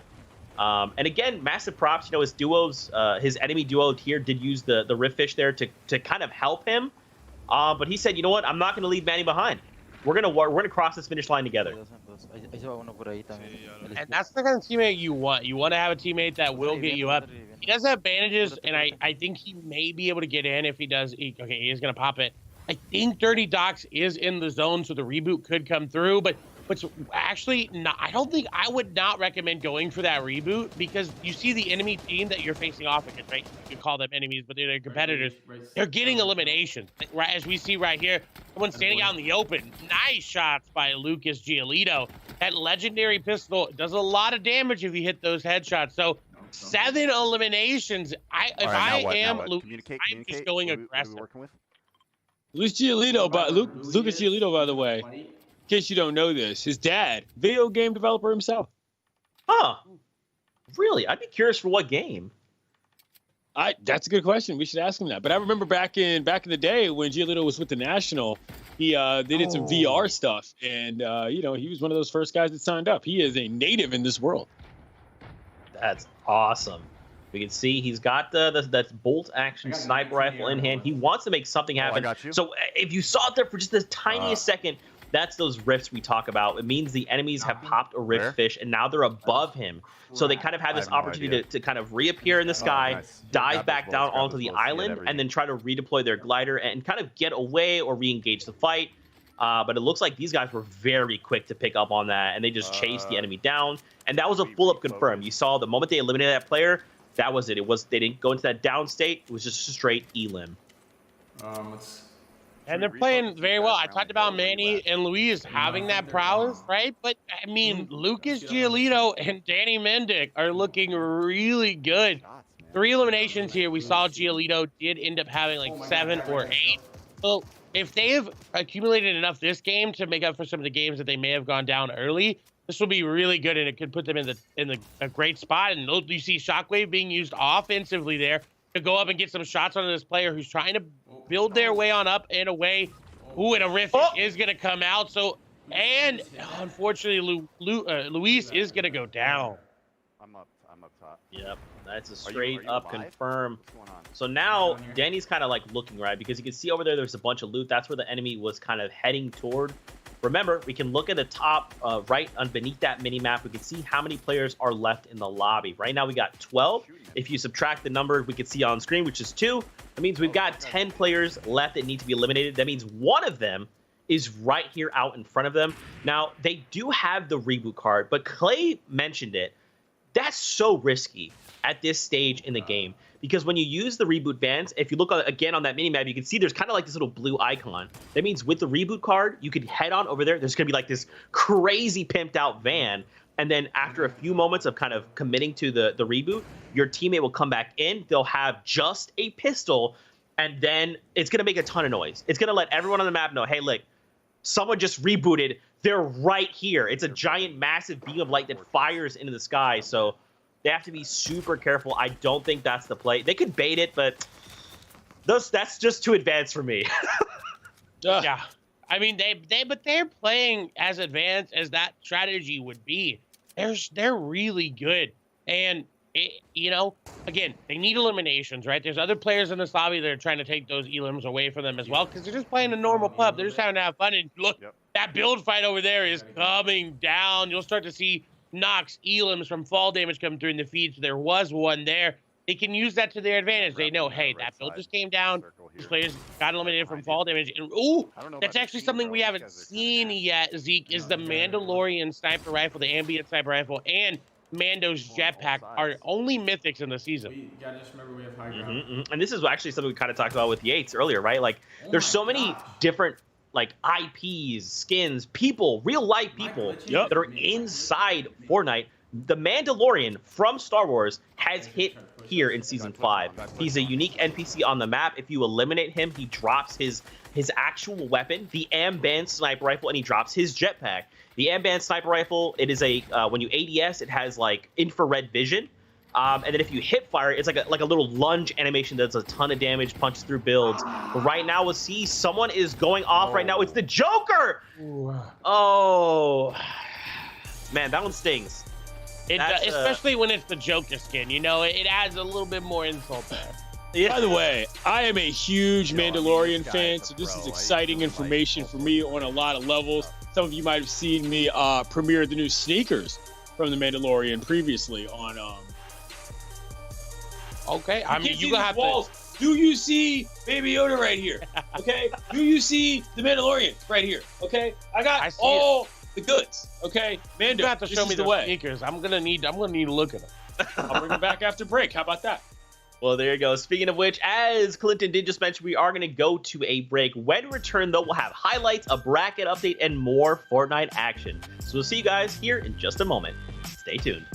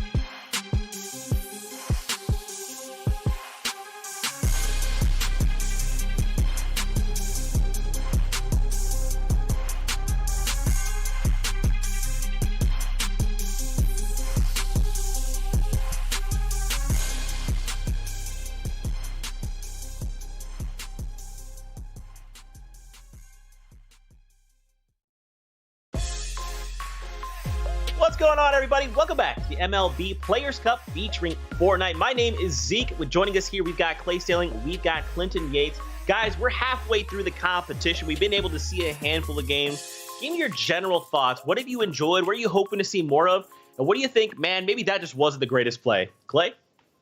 You know, I love the harpoon in Fortnite. It can be used for fishing. It can be used for breaking builds. But what a lot of people don't know, Clinton, and it actually does 75 damage to a player. So 3 hits with that, and you can eliminate someone. And I love using it and love seeing people use it. So I want to see if any of these baseball players get creative and break it out. Personally, I'm a big fan of the vocal guys. We saw Cody and Amir. They started yelling. You know what I mean? And when you can see guys' live streams, it's always fun to see what genuinely gets them excited in terms of, you know, their skill level. But Lucas Giolito, very good player. Did not realize he was that good. I'm impressed with his skill. Dude, he was styling on everyone. He had the edits, he had the flicks, he had it all. And I want to see more of that. Now, being that we are through some of these games, we actually have some of the highlights to kind of catch up on in case you're just tuning in. You get to see and relive some of these moments. Yeah, this was right at the beginning. We saw Jameson drop at Colossal Coliseum, able to get that elimination. Now over to Dennis Santana. They were there as well. Again, they kind of had a back and forth, good camaraderie of picking up each other, even though they're competing against each other. Now, all the way back over, nice eliminations here as well. This was Dennis Santana getting a nice tag team elimination there on someone in the zone. Gumba falling down. Both of the players working together. And look, the beautiful edits and prowess to take the wall, edit down, spray down. This team right here, I am putting at my top spot. I think they're going to go all the way. Okay. How do you feel about that, Yates? What do you think? I like it. I'm learning a lot. The move of the edit down the wall move is a crucial move because from what I'm understanding, somebody else is building, then you build back and just take them out. That's go hard. I like that. That's right, man. Yeah, there's been so much awesome action here. A lot of impressive play coming out. You know, it's not to say we didn't think these guys would do well, but it's just yes, it is. No. Listen. You all have been impressed by how good they are. You can say that. I know what's going on here. Listen, I never thought it was going to be bad. That's not what I thought. But I was like, hey, man, you know, this is just for fun. This is for charity. I'm hoping to see anything.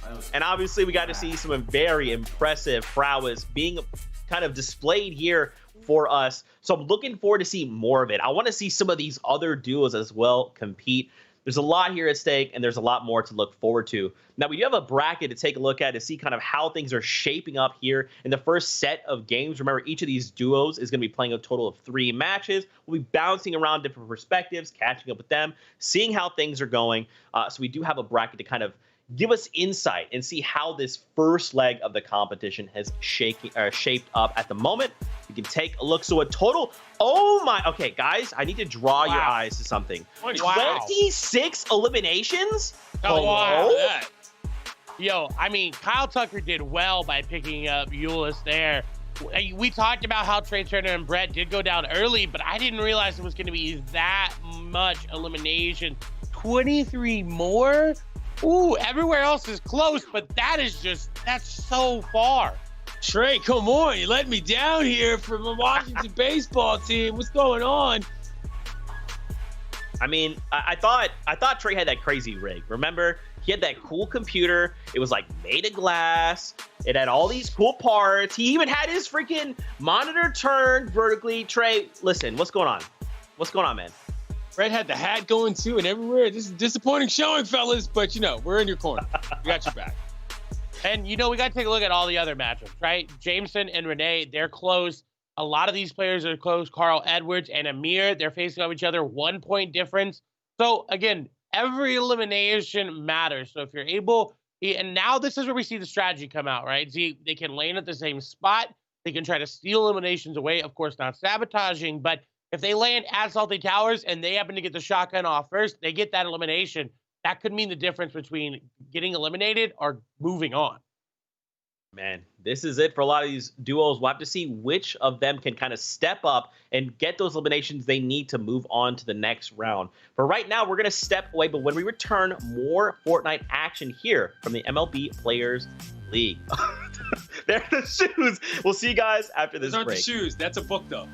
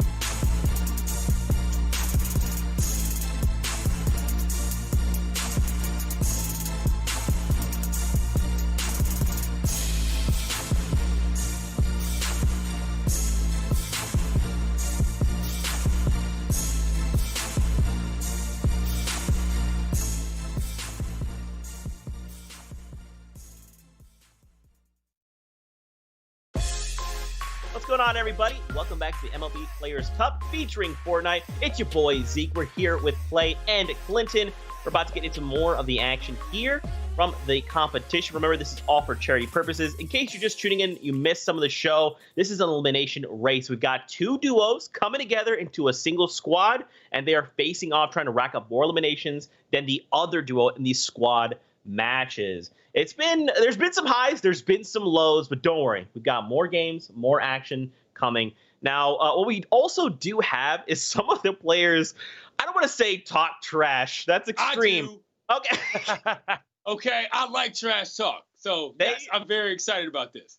Well, let's see what that looks like together. What's good, y'all? It's Amir Garrett. I'm looking forward to the Fortnite Cup. Looking forward to matching up against Brett Phillips. I know I'm better than him. I know I'm the best Fortnite player in this tournament. I haven't played for like months, maybe even a year or so, but you know, I'll pick up where I left off. I'm the best, and me and my teammate Cody Reed looking to take it all, baby. Let's go. This message is from my boy Amir Garrett. Listen, I'm gonna tell you something right now. You might have punched me out 3 times on 9 pitches. You might have beaten me in the MLB The Show tournament. You might be better than me at everything in this world, but one thing. Fortnite, baby. I'm gonna see you out there. Mano y mano. When I see you, ooh, baby, watch out. I'm coming at you. You know how I'm coming at you, boy, because I'm about that. I am Manny Rodriguez. I'm playing for the Cubs. I am going to win the tournament. Manny, keeping it simple. I love that. For those of you who are wondering what Brett was talking about, punch outs, you might have seen Amir Garrett throw some punches previously in a baseball game. That's not what he was referring to. Punch outs are strikeouts. You call them punchies because that's what the umpire does when you go down on strikes. Yo, I thought he was out there swinging hands. I was ready for it. I mean, again, if you Google Amir Garrett fights, you will see quite the show. But that is not what he was referring to in that scenario, is what my point is. Man, no, it's crazy that Brett was talking so much trash. Man, we just saw the bracket. We saw how many eliminations you guys have, a total of 3. Y'all need to step it up, all right? Listen, I will say this, Brett, I hope someday we can hang out in person because I feel like Brett's just a nice guy. He just seems so funny. Like, is this just him all the time, Yates? Yeah, he's a pretty cool dude. I mean, listen, all those guys who played down there in Tampa, they got a fun team. They got one of the younger teams, so you know, I like Brett, but Brett, this one's for you. Get it together. Come on. Listen, I love it. Hey, but I love that Manny Rodriguez out the gate was like, hey, I'm the best. We're going to win. And then that's it. Nothing, no showboating, no trash talking. He was just like, yeah, hi, I'm Manny Rodriguez. I play for Chicago, and I'm going to win this thing. You want to see these shoes? Do you want to see these Mandalorian shoes? Oh, yeah. Break it out. Let's see. So here's the shoe. It's the Mandalorian shoe. You can tell because the the writing on the front, it's just like in the show. Mm-hmm. I'll show you more, but technically I'm not supposed to. But you got to see these. Okay. A little sneak peek. I might even put those on. You never know. Complete the outfit. I like it. Exactly. This is the fun we get to have. Is behind the scenes. We're talking about shoes we want to buy. Hey, Mandalorian, he's in Fortnite. He's also over on Adidas shoes. Why not get both? You know, that's what I like to see personally. Guys, we're gearing up for the next set of games here. We'll be jumping in just a moment. How do we feel like these guys have kind of been adapting? Because remember, it is a duo versus a squad in every single situation. Do we feel like these guys have been stepping up to the challenge? In some of the duos, I think we have, right? We saw the 26-3 kind of set there, and we watched that duo. They were editing, they were cranking, they were shooting shots that were really good, they were side jumping, which is all these technical terms for basically just building really well, right? They were playing so well, and I mean, I told you, I think they're my pick to win and you look at the leaderboard, right? I mean, they're doing so well, so I think they just got to stay the course, but everyone else, they're setting the pace for them. I'm glad you got that pick in before we saw the actual numbers. You look extremely smart now. But yes, clearly they were on a different level than everybody else. Well done out of you, Clay. Yeah, I mean, they just put the time in. Hey, absolutely. Yo, I'm actually getting word. It seems like, wait, what's that? Luis Gonzalez also has some trash talk to administer. Let's take a look, I guess. All right. Oh, what's up, guys? I didn't see you there. You know, just cleaning my stuff. Kind of like Dexter Morgan. You know who he is? Yeah. Well, I'm getting ready to do the same thing he does right before war. Getting ready to make you guys beg for mercy. Whoever's on that bus, man, you stand no chance. You're gonna be wobbling yourself back to that lobby. All right, well, that being said, I'm here to do 2 things. Raise money for charity and kick some butt. I may not be a seasoned pro yet, you know, but I'm out here like Justin Turner, 10-year vet, hungry for more. Let's get it. Luis Gonzalez is easily my favorite person here. I'm sorry. The rest of you guys are all in second place. That was a tremendous promo. He had props. He had lines. He had people to hit. For those of you who don't know, Justin Turner plays third base for the Los Angeles team. He is a World Series champion as well. Yo, Luis Gonzalez, that was well done. And by the way, he went off camera. You see that? Introduced a new angle showing his rig. That was a professional quality taunt. I love that. Oh my gosh, this has been way too much fun, by the way. And just him kind of echoing, this is all for charity. This is what this is all about. We're playing for different charities across the board. Whichever team can walk away higher up on the leaderboard will just mean they get to donate more money toward charity. So you love to see it. This is what it's all been about. Now, guys, do we think that Luis Gonzalez now is like the team? Like, is he the guy? Like, is he our hero? Is he the one? For me, anybody who's willing to change headgear on camera and then go to a holiday motif on top of that, which means at some point, if you were paying attention, we might see the Santa hat come off, you know, in a heated battle moment to expose only the headband. So I like the fact that he's prepared with 2 steps on top of the fact that he's decorating and looking good for the holidays. This guy's a genius. Turn that hat backwards. We all know that moment in those series where that happens. Turns around. I like it. Hey, throw the hat off, get serious, get into it. And again, he said it perfectly. It is for charity. So while you can be serious for charity, we saw in their game as well, they were kind of helping out the other team as well, giving them med kits, picking them back up, maybe even going for the reboot a little bit. So it's really, really good to see that spirit running through these competitions as well. His rig was pretty good, too. I like that. I'm jealous. Yeah.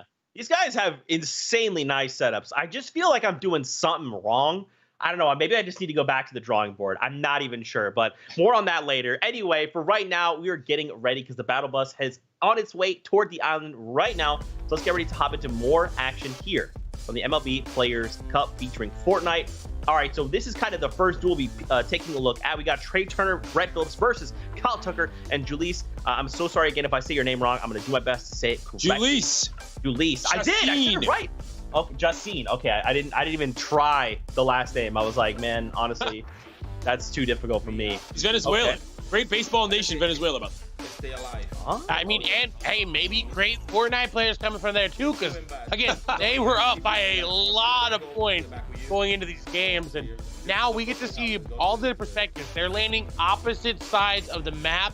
This is actually really great for Brett and Trey. They're landing in a safer spot as well. But this is good because they have more time to work towards each other, separating those eliminations so they don't have to keep fighting for the same one.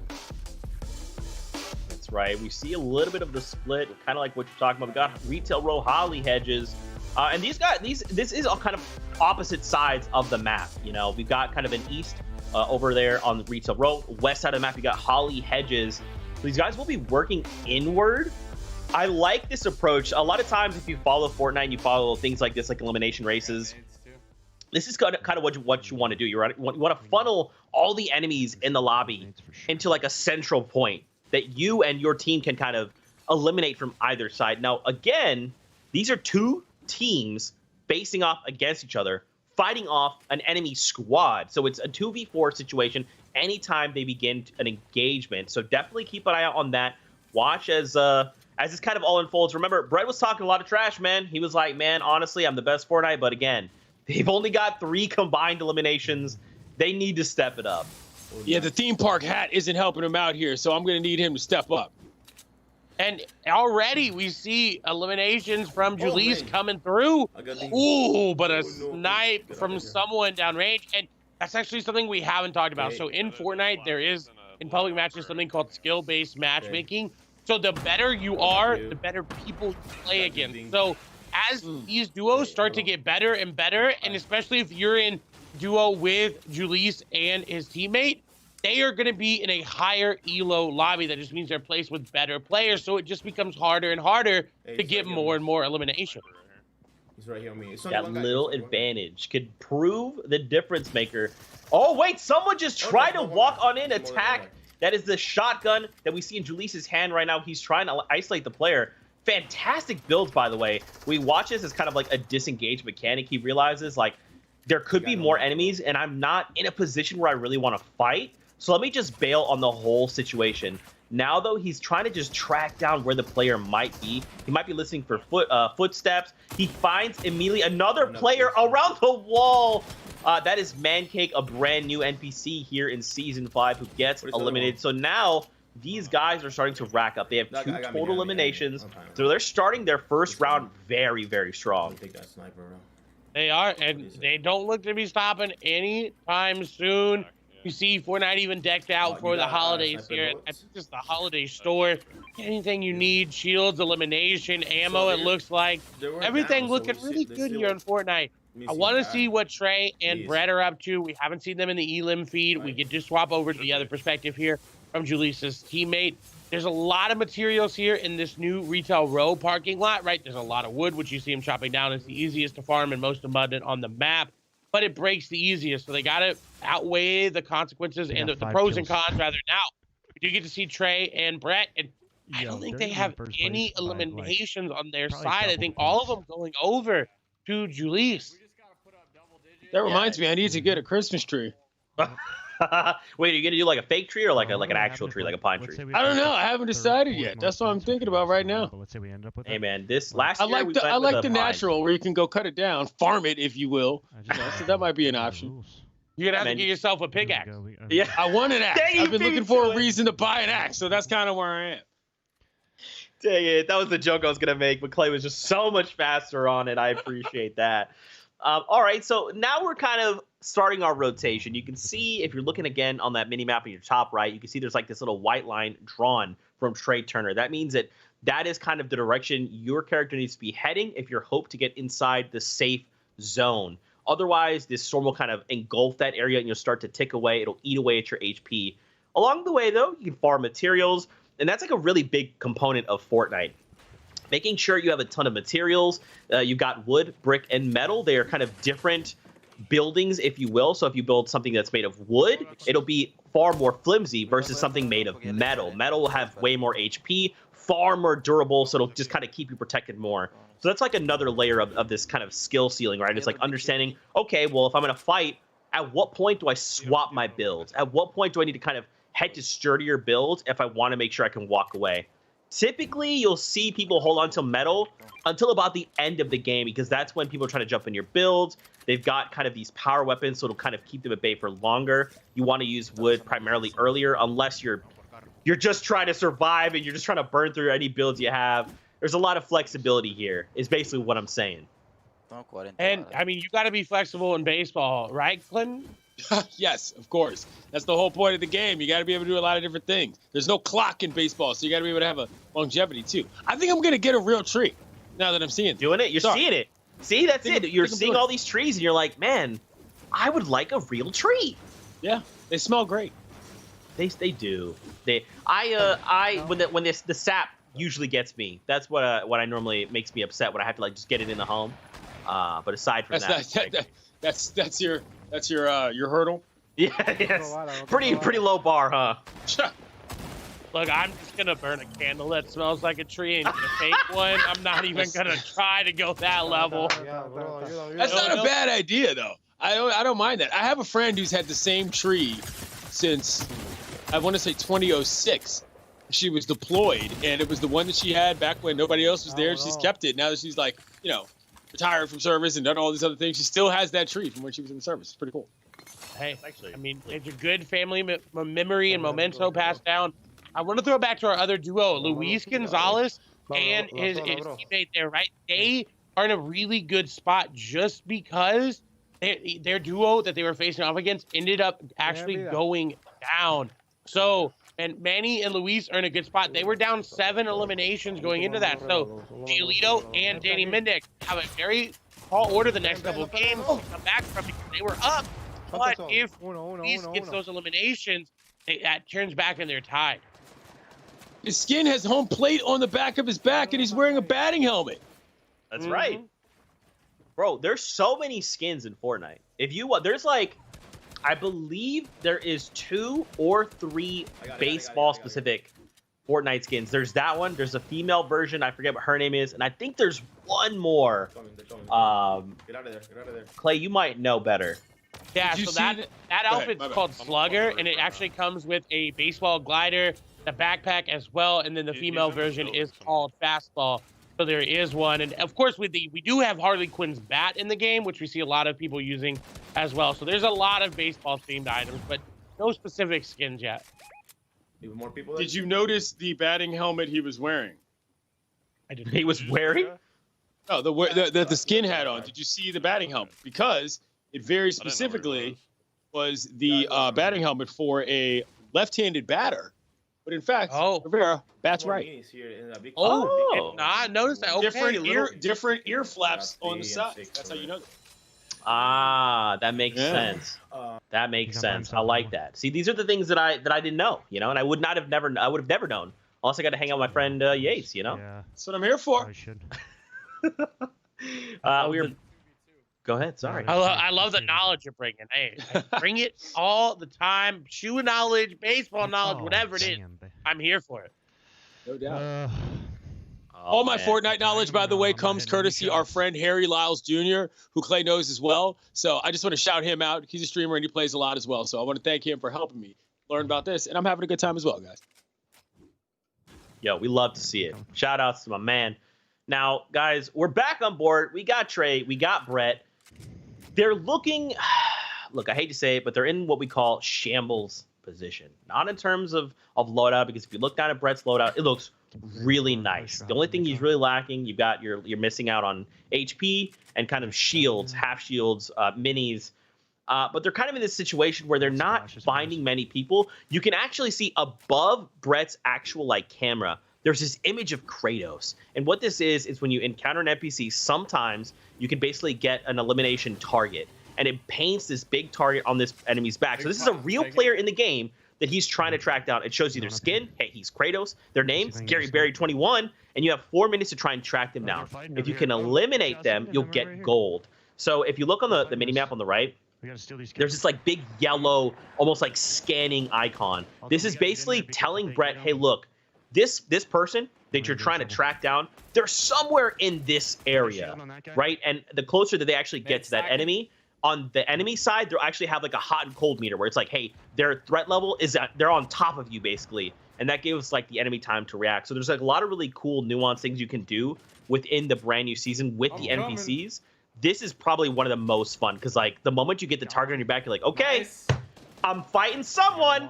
Come on. I hope I'm prepared. If it's me, I'm never prepared. But if it's Clay, he's always prepared. Hey, always got to be. And then you talk about little nuances. This also shows them, and the bounty will go over. They do complete it, but it shows, again, they're in the same squad. They're competing against each other. So it shows the other competitors that spot as well. So there's kind of a risk versus reward. Yes, you get the bounty, and yes, you get the gold. But it shows your competitors where the other eliminations are. Yeah, just kind of displaying for them, hey, look, this guy, he's trying to track down this target. And then it's up to them, hey, do we try to steal that away? Because as long as the target is eliminated, whoever kind of cashing the bounty will walk away with the gold. But hey, if they steal away that elimination, it's gone. There's nothing you can do about it. So you have to be kind of quick on your feet. We're back here. We got Jameson on deck. 3 eliminations already. He's looking good, but again, look at the loadout. No shields, no HP. And if you look, he only has 51 HP right now. So he's kind of got his back against the wall, and he's kind of put in a situation where he has to decide, okay, what do I want to do? Don't want to just disengage. For him, he's I'm going to just track down this player. I'm going for it. That loot. Give me the loot. Give me the loot. Give me the loot. You hear it, and I like that he has the harpoon in his inventory. It allows for some creative plays like I talked about. You can break builds with it if they're newly built. You can grab loot with it. You can fish with it. You can grab enemies with it as well. He's got to be careful, though, not to yank one of his opponents away from that elimination, because that could be classified there as sabotage. But reboot card will be picked up. He more than likely will be able to get it. But that puts him at a disadvantage because the pacing of the game is thrown off for them, right? They're not able to stay right on top of their competitors. They have to invest time to healing up, invest time into getting that reboot. You see him doing a little dance as well. But luckily for him, it doesn't look like his competitors are trying to separate that. I didn't have any shield. Yeah, kind of keeping, in step, it can be super helpful, right? Because remember, if you're facing off against a squad of 4 every time, you're going to be able to hold your own for a while. But if you can have this other duo kind of intervene as well, then you're looking at a straight up 4v4. And if you could be the one that cracks these enemies and drops them, and it goes to your duo, that's great for you. But then it's super high risk, super high reward, right? You're looking at situations where you could be the guys that go in, you're finding eliminations, and then the enemy duo just hits that one shot and it goes their way. So a little bit on both ends, if you will. I agree, and we see Kyle Tucker will get the reboot off. He's going to bring that up, but I mean, 6 eliminations. They were up 23, and even though they had a teammate down, they're still doing so well. This is a duo that, I mean, it's just performing at the highest levels that we could have hoped for. Now they're going to find another player on the other side. They do have to be careful as zone is coming in, but this player just trying to swim away. And I actually think, no, okay, they did get, I was going to say it may have been stolen away, but no, they do confirm that elimination. Oh, no. Unfortunately, just a mistimed there. He kind of bailed on the vehicle and then went to Shockwave. But if you have like a teammate that's in a vehicle, they can actually give you like a little boop. And that's kind of what happened. So he booped him out. The Shockwave went off, and then that's why you kind of saw that vehicle kind of spin out a little bit because it happened off screen. I really like the builds, though, here. Understanding how to engage there with the launch pads. And, Clay, here's a weapon we don't see a lot of. Nice. No, the RPG is very hard to get this season as well as last season. Last season, you can only really get it from the sharks that spawn around the map. And yes, you can indeed ride them around the map. It's not that long on water, but around the water, or land rather, in the water, you can ride them for a long time. But the RPG is really hard. You can really only get it from NPCs. There is a guaranteed one down at the south of the map at Hydro Dam. There's an NPC there that if you eliminate them, they give you one of these legendary ARs that this is the epic version you see in Trey's inventory, and that RPG with rockets. And it does so much damage because it blows up so many builds. It does 115 damage, puts you in a really good spot. And like you saw, it was able to actually secure the elimination for them. Is it harder to use, though, or is it just harder to find? Just harder to find. It's the same as any other weapon. You shoot, you click, boom, shots. You can eliminate yourself with it, though. So you can take damage. You have to be careful with that. But it's just overall more of a power weapon, and that's why it's harder. Oh my god! I think the Elam is going to be stolen away from them as they do get the victory overall. Dude, but I don't think we literally only saw 2 people. Yeah, the victory out, it's not going to do anything for them. Remember, they want these eliminations. So, hey, if you haven't gotten one yet this season, congrats. You'll get yourself an umbrella for your first victory out in any season. So, like a way to say, look, everyone, I've won a game before. Awesome. But once again, we're chasing eliminations right now. So that's why you can see Brett was like, dang it, that was one on the table that we kind of just left on the table. But again, we have several more games. They'll be able to queue back up, to run it back, so we're all good. Right now, we're over here. We got Carl here. Carl's had a quiet day. Yeah. Super, super quiet.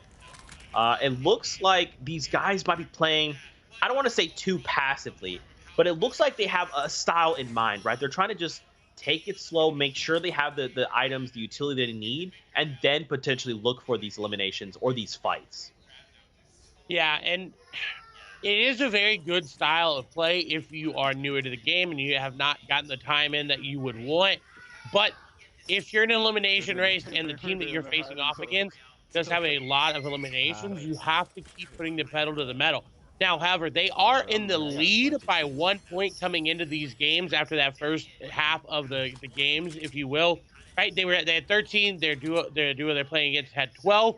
So in a good spot. But again, you talked about pacing. if they're ahead, they want to stay ahead. They need to keep that up.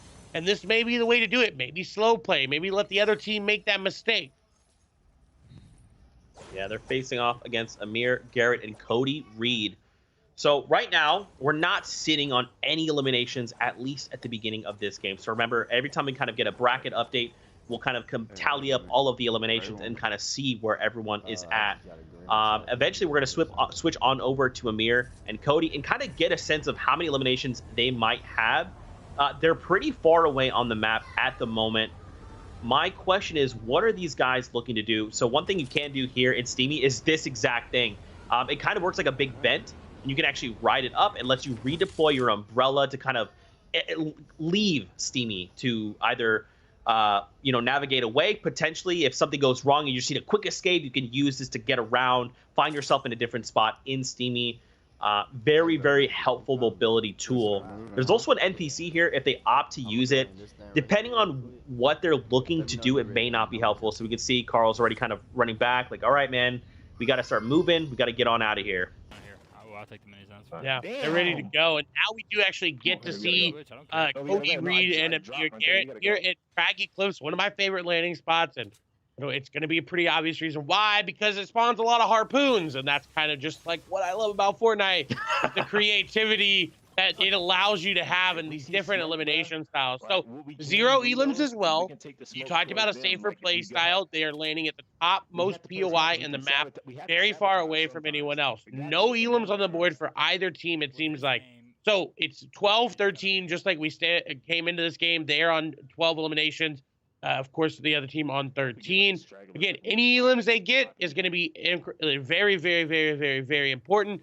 They don't have that big of a lead, so it's a lot of pressure if you're like, oh, I'm only one down, I got to keep it up. But we talked about strategy earlier. They're on the same side of the map, Z.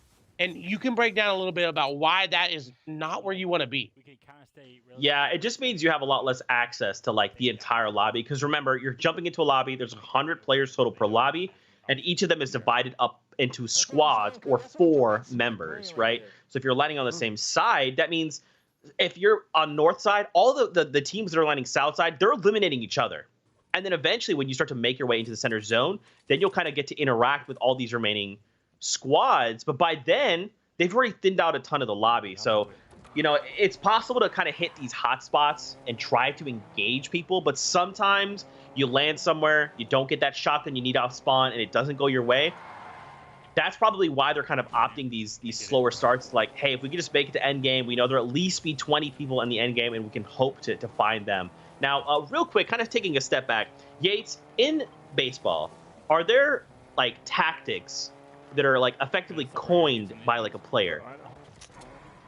It depends. Some tactics are probably more coined by teams and managers. Certain teams play different styles. Certain teams do different things more so. Certain teams run the bases more. Certain teams will go after, fastballs more than they do off-speed pitches, or their strategy is to hit home runs versus trying to do what we call manufacture runs. Hitting it out of the park is a very different style of play than advancing guys around the bases and, sacrificing dudes left and right. So I'm interested to see, like, I've been listening this whole time, and I've been interested to hear you all discuss these kind of strategies as to who does what, because it is fascinating to see. Some people have different approaches, and this is the interesting part of the game for me.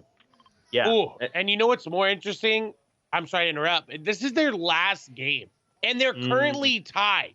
They are literally currently tied at 14-14. So this game matters so much for them, because one elimination, if that's all they get, whoever it goes to is going to move on. Yeah. It is literally, so as we're kind of viewing, every time they take a shot with a sniper rifle or an AR or a weapon, every time that they get shot, right, every single one of these micro interactions, what we kind of call them on the competitive side, is going to make a difference. And it's basically kind of writing their story, right? And at the end of the day, one of these teams is going to have to move on while the other is going to get left behind. So definitely keep an eye on that as we're kind of moving through these next games. There's a little bit of a lull here as we're kind of beginning to rotate in. How did he hit me? And now we to kind of swap over. We get to see Cody's perspective here. And again, this is kind of like the calm before the storm. A lot of these players, okay, so even right here, right? He got traded out and he lost 25 shield. He was effective 200 HP. So now with these mini shields, you can only take it up to 50. So right now, it's basically like he's just losing out on 25 HP. Not a big deal, depending on the circumstances. But right now, it's probably just better for them to get into the safe zone. And if you're wondering how ties are broken, they're going to be broken by the team with the most amount of first eliminations. So now 6 games were played. If one team got 5, then they are going to move on. If one team got 4, then they are going to move on. I believe there's a setup for if they tie in those as well. Now, a strategy that we haven't seen any of these players implement, you see them farming these crystals, Clinton. They can actually just build on top of them, and it instantly breaks them, and it drops the smaller crystals. So it'll save them a lot of time if they do that. Not a lot of them know about that. Me and Zeke found out while we were playing together. So, hey, anytime you can save just a little bit of time in your rotation is in a good spot. Nice. Yeah, there's a lot of stuff, like especially when a new season hits, there's like a lot of little things. There's like we call it discoverability. There's a lot of things that you can kind of start to put together. It's like, oh, well, this weapon does this and this item does this. Wait, so what if I use these items together? We have a child. Look, little mans. What's up, homie? I see you out there. He's trying to cheer on Carl. Yes, I approve of this. This is fantastic. What is this young man's name? Efforting that. I love it. I love it. I love the bonding that could come through, you know? I mean, a lot of people play this game from super old to super young, right? My grandma played a game one time. I brought her in. She played a game one time. So, hey, anybody can play Fortnite. And that's the best thing about Fortnite is that it's accessible to everyone. And, of course, it is for charity. So it's good to see that kind of, you know, spirit running through this entire competition. Again, this is a very important game that we are spectating because this is the last game for both of these duos. Carl, 14 eliminations for his team. We see 14 on the other side as well. That's Garrett and Reed. So every elim matters. And, oh, already some nice tags. Does get the head tap there. Does crack some shield. And, oh, no. Takes a big sniper shot. And, no. He's going to go down. Yeah, this is not a good spot to be in right now. Renee needs to get over here and trying to get the revive if possible. He's trying to make his way. There's a vehicle there. You can see he's already calling it out as well. This is not a good spot to be in because now you're kind of putting yourself in a situation where your dual partner, all they want to do is revive you, right? They want to get you back up because that means that you kind of implement, like if you're only a duo and one guy goes down, you're 50% effective power, right? And that's going to limit you in a lot of situations. So right now, his dual partner is probably thinking, okay, what do I have to do? What do I need to be doing or how do I need to be pushing to get him back up? Right now, we see Reed just saying, I'm going to get into the safe zone. You watch again, that minimap, super helpful. It's going to be showing us like, okay, that storm is coming in. We don't want to be taking damage from that at the moment. Yeah, and the immediate disengage from both Reed and Garrett, right? They didn't want to deal with that team at all. They are out, and so now it's up to Renee, who is all by himself, did not get the reboot, has to get in, stay in, and try to steal eliminations away because nobody there got an elimination. So it's still tied 14-14. So if Renee can go off by himself, maybe grab a couple of eliminations, not really have to worry about Reed and his teammate, he could get more eliminations than they're able to find because we're running out of people in the lobby fast. I was going to say, I just saw you, that number is dropping over there. You mentioned the math earlier about the number of available eliminations, and it does not seem to be a ton. No, right? And especially in public matches, a lot of people drop at these hot spots. We call them like Salty Towers, Coliseum, and they get eliminated very, very quickly. And as we're talking, it was 16, it was 18, it was 17, now 16. So only 13 other MD players are available for elimination. So they have to find a lot of elims to just really compete. Because if Renee's not anywhere near them, which I think he is, so he's staying right on top of them, which is really good, he can steal those away. But it's going to be hard, right? 2v1 in this situation. You really have to be careful with what you're dropping, what you're doing, because, hey, if the enemy team is able to grab some of that stuff away, able to get it, and you see Garrett able to pick up that medkit, so it wasn't stolen away. But, again, we're talking, and more people are getting eliminated. Yeah, that's the very fine balance you need to strike, especially when you're looking at these things like elimination races. So, and nothing to take away from these players. Like, these guys are doing fantastic. Like, if you follow competitive Fortnite, you know a lot of players that do these types of things. Sometimes they even do solo squads. That means they go in by themselves, no backup, and they have to fight squads of enemies, wave after wave, right? And even those people, those very top line 1% of the community, they can get eliminated off spawn as well. So it's actually extremely hard to do what these guys are doing. So massive props to them to be able to stay alive, and even just understanding, like, yeah, I'm sure Renee would have loved to get his boy up there, but it's just so risky, taking so much storm damage. So his teammates saying, look, it's just not worth it, man. Stick to these guys. If they start to crack someone, see if you can swipe it out at the last second, or just kind of put them in a situation where they can start to kind of push on these other squads, and then you sit in the back. You just, as long as you get that hit in that drops the player, it's going to be your elimination. So very smart play coming out of Renee here, being by himself. He can still totally make something happen. It's not over until it's over. Is that how eliminations work? If I shoot a shot and it takes out 90% of a guy's health, and then you come in with one headshot and end it, that second person gets it? Yes, 100%. That's how, and it even back in other Fortnite, it used to actually be whoever confirmed the elimination got it, but now it's whoever got that last little HP damage off. So just want to correct something. It's not Renee with his duo. It is a Phil Evans who's there with Carl Edwards Jr., so my bad on that call. But notice they don't have any elim. None of these players have elim. So the first elim is going to put a lot of pressure on everyone else to continue to get elimination. So Cody, ooh, okay, cranking some 90s. All those 90s because they're a 90-degree angle, right? I mean, it makes sense. We don't like to think too hard here sometimes. So it's a very easy, quick call out. But 11 players in the game. So only 8 of those players, they can eliminate it. And now shots come through. We saw some damage being taken. Big shields we popped. But they've got to get something going, because if Phil is able to take one of those elims, and that's all they're able to get, maybe it's the last person they elim, the last one, hey, they're going through because it's tied. Yeah, I mean, this is literally going to determine who moves on, right? And again, as Clay kind of mentioned, there's no eliminations. And when it comes down to tiebreaker, it comes down to most first eliminations. So right now, remember, Phil is the one that's by himself because Carl got picked off there at the very beginning. So if Phil can even just pick up the first elimination of this game, that's going to set them up very, very well, especially if Amir and Cody find themselves elimination, because they're still tied at that point. That means at least with that first elimination bonus, they can try to break through on that tiebreaker. But again, just keep your eye on that number, that 10, what the body count right there. We know that means that there's 7 total players left in the lobby. Now, we don't know where they are. Those other, we see already someone gets eliminated. Now this number drops by 2. So now we have a lot less players. There's only 4 total players. This is slipping away so quickly. Okay, Cody's got sights on them, and he's giving that information to his duo partner. And that's what we need to keep an eye out on, because right now they could absolutely walk away with this big dub. They could. He's got them in their sights. We see Kyle Tucker in a different game as well. They are performing really well, but the left side game is what we're focused on right now, because it is down to the wire. Only 4 other players in the match.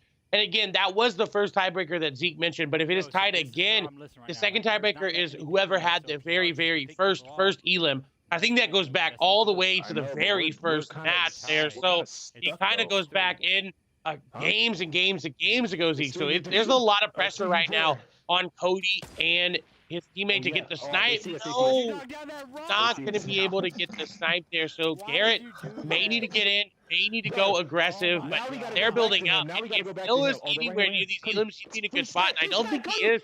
I think Phil may actually be, oh no, far away, and a snipe hits on the receiving end. And this actually, Zeke, I think this is a 3v4 in terms of the whole game. Yeah, so for a brief moment while he was ADS down with the scope, we saw 3 enemies kind of navigating the builds out there. So again, shift your eyes to the top right of the minimap.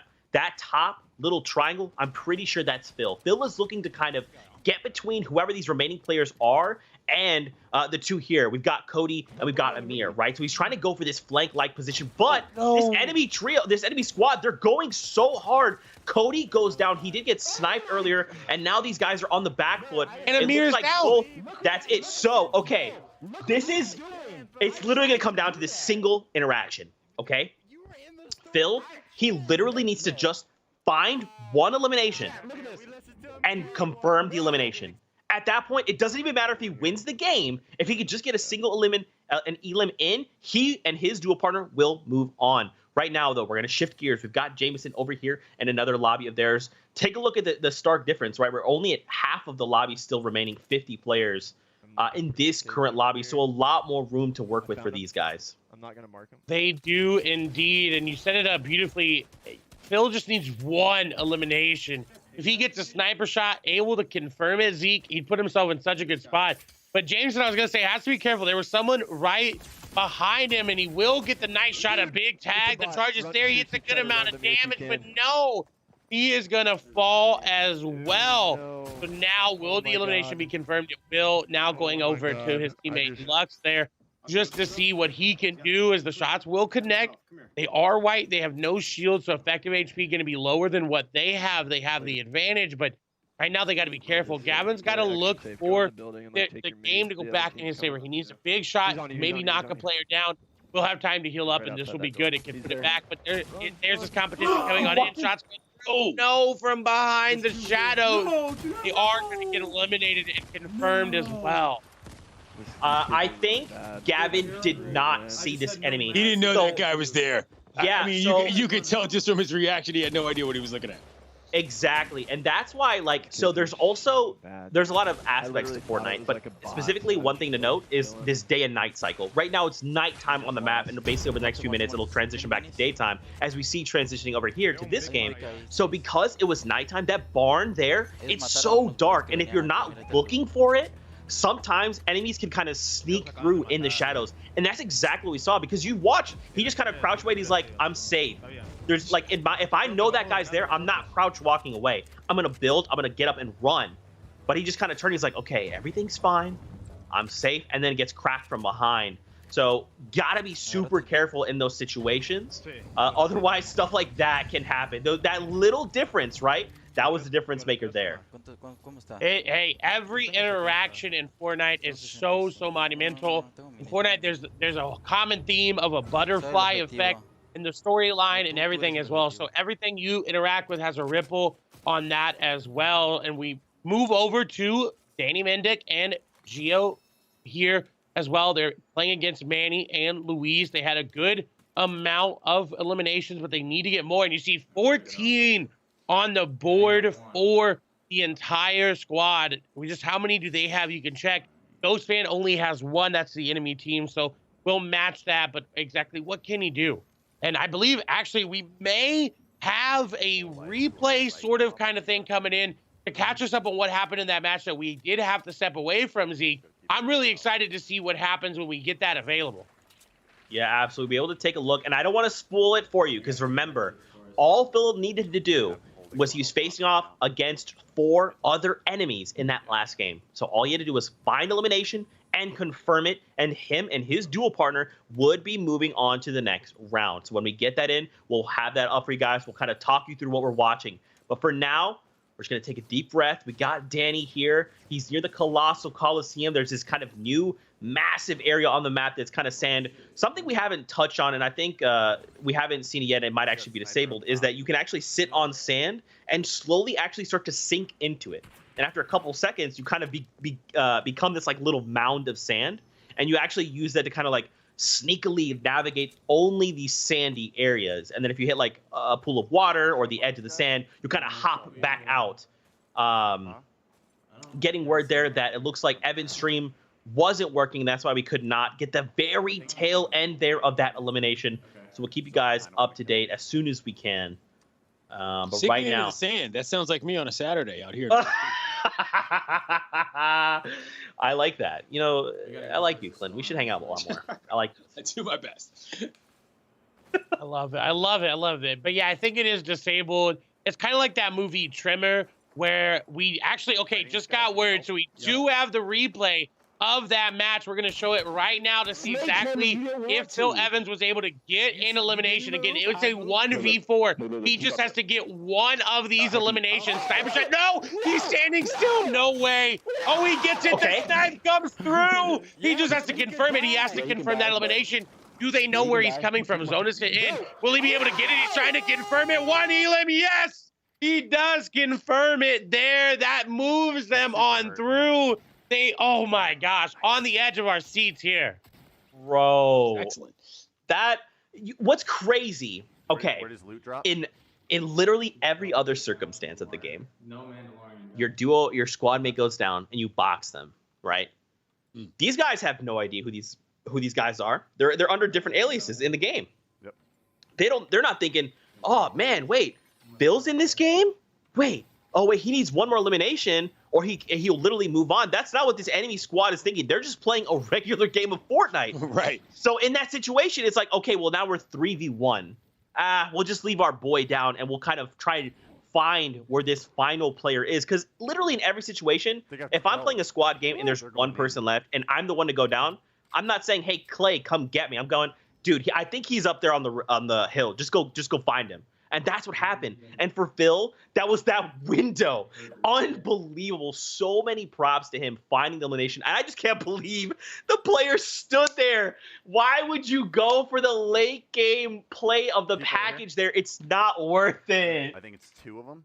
No, it's not. Yeah. And that's unfortunate that you saw the reaction from Cody Reed, right? He was not happy. He was so excited to maybe go on. Like, I don't know if they knew they had tiebreakers or who actually ended up having the tiebreakers, but you could feel it. He was like, no. Oh my God. I love getting to hear the voice comms from these players as well, because it really amplifies that. Again, they are having so much fun and they're just as invested as we are. And of course, they're playing all for charity. So that's really, really good to see. I am also a big fan of the screaming. You could hear Amir in the background when Cody was playing. He's yelling the entire time. It was fantastic. Bro, I'm telling you, that's like the hype levels of Fortnite. Like, Fortnite's just like, I don't want to say it's like a weird game, but it's like a game that, like, it just has so many highs, you know? Like, you can just pull up the craziest stuff, and you just get so excited. And, like, for us, we're just watching this. We're living in this moment with them. And it's exciting us. Like, that's real. That's not us pretending to do that. Like, I'm legitimately excited for Phil. That was sick. And the thing is with Fortnite is it happens all the time. It can happen at the early game, the mid game, the end game. It is so unique in the way that the hype presents itself. And right now we got a moment where it could determine the rest of the tournament. As Danny Mendick here. And a nice spot. He got some shots off of the enemy trying to bounce her on up, and he does take the high ground from him. Currently above, and a nice knock. The Taco Creator, unfortunately, gonna fall. We'll get the match, and he desperately needed those. Oh no. That's right. Now we're taking a look here at the overall standing leaderboard, right? Kind of referring back to the bracket, taking a look at the eliminations, tallying them up. Right now, Danny Mendick, Giolito, they've got 26 eliminations. On the other end, you've got Rodriguez and Gonzalez, right? These guys are sitting on 28. So right now, if we freeze both of the eliminations in time and space, you can see Danny already has 3 eliminations. This is putting them ahead by a single point, right? So now, on the other end, Rodriguez, Gonzalez, these guys are thinking, okay, they've got 3 eliminations. We have 8 enemies left. That means 4 total eliminations are sitting on the table. We cannot let these slide. We cannot let these go. Danny gets cracked from the back. Are they going to confirm him? They're trying. Whoever this enemy is tried. He did not get all of the pellets out from the tactical shotgun there. And Gio goes down. Damn. That's it. So that means right now, Rodriguez, Gonzalez, these guys, they have to work. Luis and Manuel, they've got to work together and try to rack up these eliminations. Gio has 4, actually. Wait, so they have 7 total eliminations from just that game. Okay, they have to get these last elims if they hope to make something happen. I think, actually... they have 10. Yeah, I think they have 10. So I think that means that that's it. Let's see. So none over here. Okay, sorry. This is a different game. I'm so sorry. We're swapping over. We got Trey Turner. We got Brett Phillips. Remember, earlier on in the broadcast, Brett was talking a lot of trash. Big trash. Big Trash. It hasn't paid off for them yet, but it's okay. They still have time to make it happen. We got a handful, over 30 eliminations on the table here that could come through. We'll have to see if they can, though. Trey, 15 HP. Clay, it's not looking good at the moment. No, because he runs out of builds. You hear him say, I got to heal, I have no health. It will give him a good amount of effective HP. Brett, definitely looking good right now, not wanting to go down. Very good shots. Will get that elimination to confirm it, but they have a very big mountain to climb. They have to keep pushing. And again, we talked about that last game that we saw to the very end. The amount of players in the lobby, you could consider that an economy in of itself. There are players that are fighting as well elsewhere. They are going down and getting eliminated. So every time you're in an engagement, every time you take a second to heal, you're losing the opportunity to get these eliminations. And Brett now finishing that elimination. We get to see it from Trey's perspective. And look, they actually have the Amban sniper rifle out there. And I am very surprised that they are not picking it up because this offers so much mobility as well as just damage. But oh no, players are coming in. Where are they coming from? Yates, there's an incoming truck. They're coming. It was enough. Look at this. They immediately dropped Trey. He was so low. And literally, as you kind of pointed out, that Amban sniper rifle, that's immediately what Trey kind of took notice of. And that's why he stepped behind the wall and he started the med kit. But then he also saw this truck come out of nowhere. You know, Yates, sometimes that's just chaos. That's just chaotic, hanging out right? the passenger side of your best friend's ride. You might get popped. That was amazing. Hey, no scrubs are wanted here indeed. And now we get to move over to, you see, the duo who, again, before the scores came out, I predicted them to do very well, and they have. I think, unfortunately, Trey and Brett, they knew, hey, it's it. We're not going to be able to make it, so they did back out. But overall, great overall gameplay from everyone. They're keeping that spirit of the charity tournament alive, and it's really good to see. And so much respect, you know, like, this has been so close for so many of these duos, right? Coming down to single interactions, single moments of, like, finding elimination or just getting traded out and having to lobby. It's tough. And that's the chaos that is Fortnite, right? Like, sometimes your games just go like that, but that's what makes it so fun because no game is, like, ever really the same, you know? And that's what I love about it. There's some RNG in the fact of, like, where you could land, who lands with you, what weapons you find. But there's also just, like, RNG in, like, how does your story end in that game? Real quick, though, Manuel, he's going to find another enemy. He's trying to back up and build, but keep note, he's on this, like, hill, which makes it change the elevation at which you can build at. We've got this enemy. They're trying to go up, trying to get away. Manuel needs to stop. 11 HP. He's got to commit 10 seconds to this med kit, right? This is going to take him all the way back up to 100 HP. Boom. There you go. He does have the minis. We call these minis here. They're 25 shield to pop. That's this blue health bar, which means he just has more room to play with. Now, they did not confirm whoever this player was. They're still out there somewhere. They're still built up, and they're ready to strike.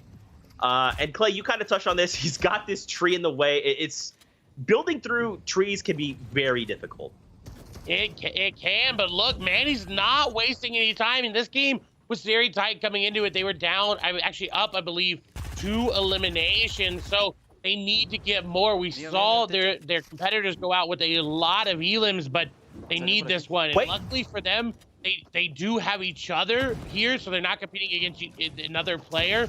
But this player is really good. The edits are there. Manny takes a lot of damage, but he is not phased at all. His teammate goes in the SMG. You hear him say nice. They are happy. And oh, here comes the double edge, maybe the triple from Manny. He's going to get a little free build that happened today. He just hits him with a nice little dance. Bro, I think we have a very close situation in that last game. Manny, so they found themselves in a 2v1. Manny had 8 eliminations, and they picked up 1 for a total of 9. So here's the thing. We don't know how many eliminations were on Luis's side. So remember, at the end of that last match, it was very close, and we thought it was kind of like a blowout in the last match, but it could be extremely close, far closer than we thought. And when we take a look at the bracket a little bit later on, we'll get to see just how close that was. But right now, we're back with Julius. Remember, these guys started the second half of the day with, like, what was it, 26 eliminations? in just the first 3 matches. So right now we can see Julius already has 2. I'd be curious to see if Tuck had picked up any along the way. But these guys are your front runners. Now do keep in mind, this is just going to push them to the next round, right? If they can keep this ball rolling, we'll see them in those kind of finals, quote unquote, if you will, situation. But if they can't kind of transition that into the next round, they could end up falling by the wayside. Because you got 7? Oh, I got 2, so it's 9. That's not what you want to see. But overall, I think they're in a really good spot. They've got great loot, some of the best mechanics we've seen all day as well. The edits, the 90s, they're all there. They're aware of the tunneling and boxing up situation. They don't want to be healing out in the open like we have seen some. And look, again, another advanced tactics that we've seen in competitive Fortnite itself. So obviously here, Julius is a fan of that type of gameplay, and he's ready for it. He's here for it. He's practiced these mechanics, and now this build fight is not something that's out of his wheelhouse. Look at these just insanely clean edits. So again, Gage, check it out. That's pump. That's the charge shotgun, excuse me. And that is that you can kind of watch that half moon coming up. He's just, the way you want to utilize this weapon is you want to like let the enemy know what it is you're doing. And what I mean by that is when you kind of start to charge this weapon, it's very loud. And so if you're an enemy on the other side, you're like, okay, he's charging this charge shotgun. So if what you saw him do is he built up above this enemy and then he began to charge. This means that this enemy kind of has to go, okay, what are my options? If I build up, he's going to have a very clear side of me, and he's going to release a full max charge on my dome. So the question becomes, if he headshots me, am I just eliminated? Probably. Yeah, you got time. My alternative is to just sit here in my box and hope that this guy enters the box. Or option C, I drop down. We didn't see option C. We went with option B. And at that point, it's kind of like led us to this point, right, where he just kind of held in the box and it kind of put us in this weird situation.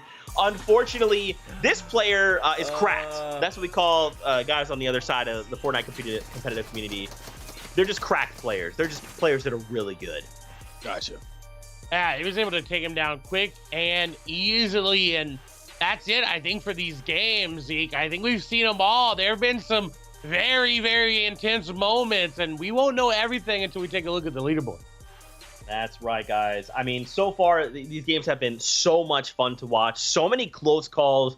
And ultimately, we have a bracket that we want to look at, and we will do so after this very short break. When we return, we'll have the conclusion here from the first day of action and see which duos we'll be pushing on till tomorrow. Stay tuned. You won't want to miss it.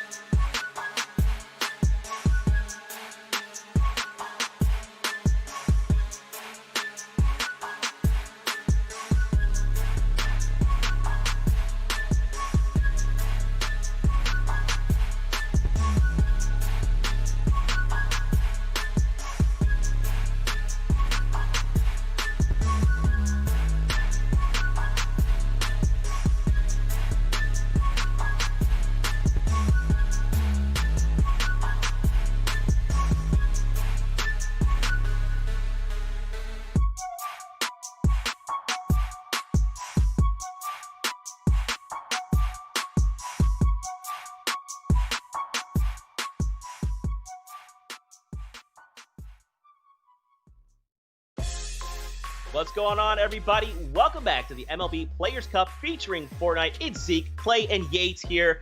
Man, what an incredible first day of action so far. I mean, guys, so many of these duos came down here to the wire, and they showed up so huge.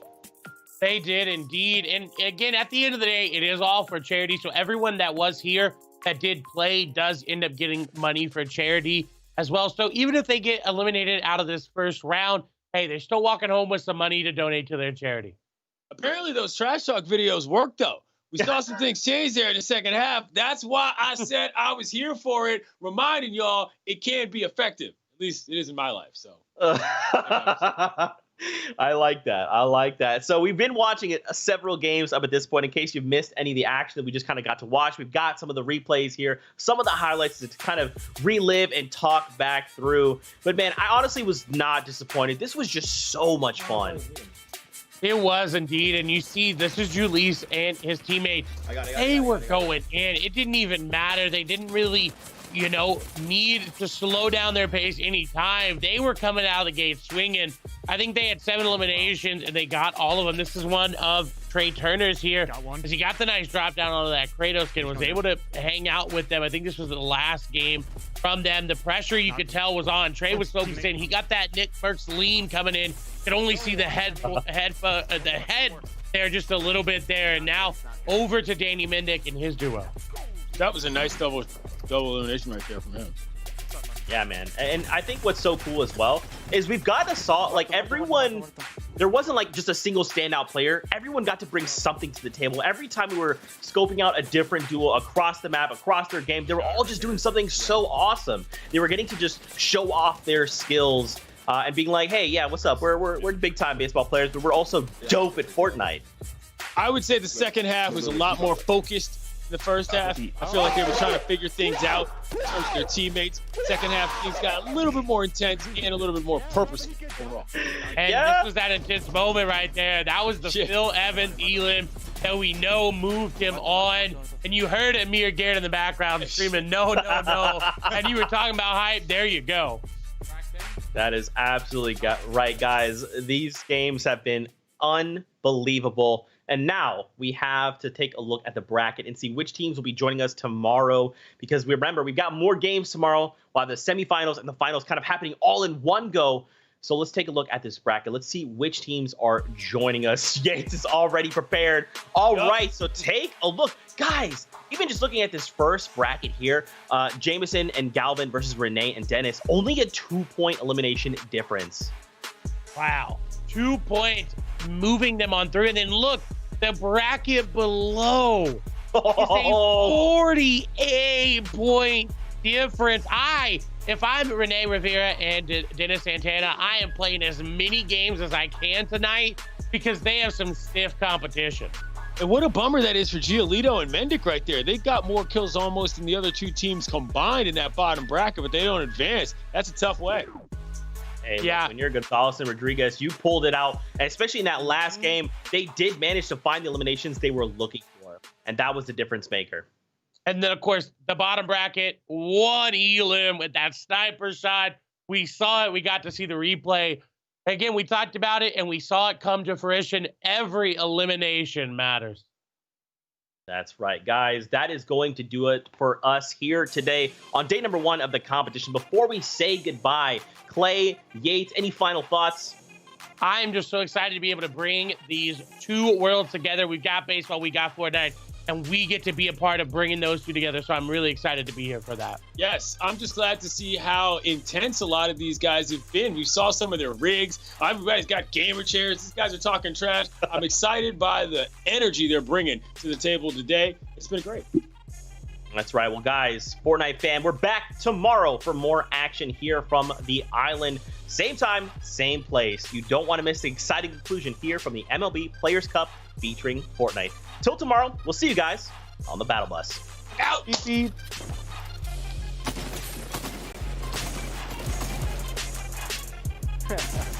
Vámonos.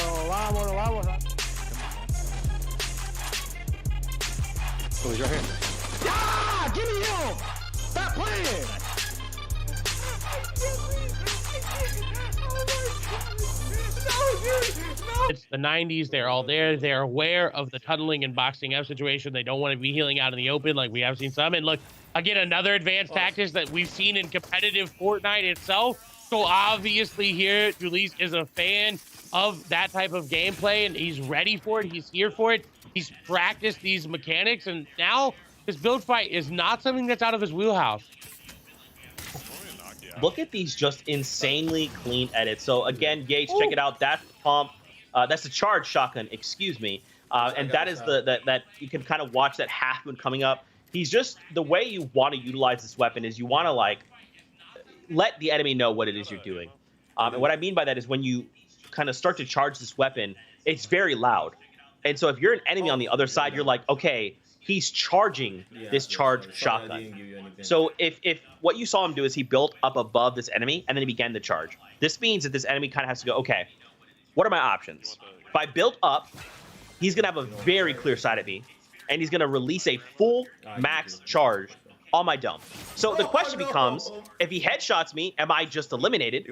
Probably. Yeah, you got time. My alternative is to just sit here in my box and hope that this guy enters the box. Or option C, I drop down. We didn't see option C. We went with option B. And at that point, it's kind of like led us to this point, right, where he just kind of held in the box, and it kind of put us in this weird situation. Unfortunately, this player is cracked. That's what we call guys on the other side of the Fortnite competitive community. They're just cracked players. They're just players that are really good. Gotcha. Yeah, he was able to take him down quick and easily, and that's it, I think, for these games, Zeke. I think we've seen them all. There have been some very, very intense moments, and we won't know everything until we take a look at the leaderboard. That's right, guys. I mean, so far, these games have been so much fun to watch. So many close calls. Then ultimately, we have a bracket that we want to look at, and we will do so after this very short break. When we return, we'll have the conclusion here from the first day of action and see which duos we'll be pushing on till tomorrow. Stay tuned. You won't want to miss it.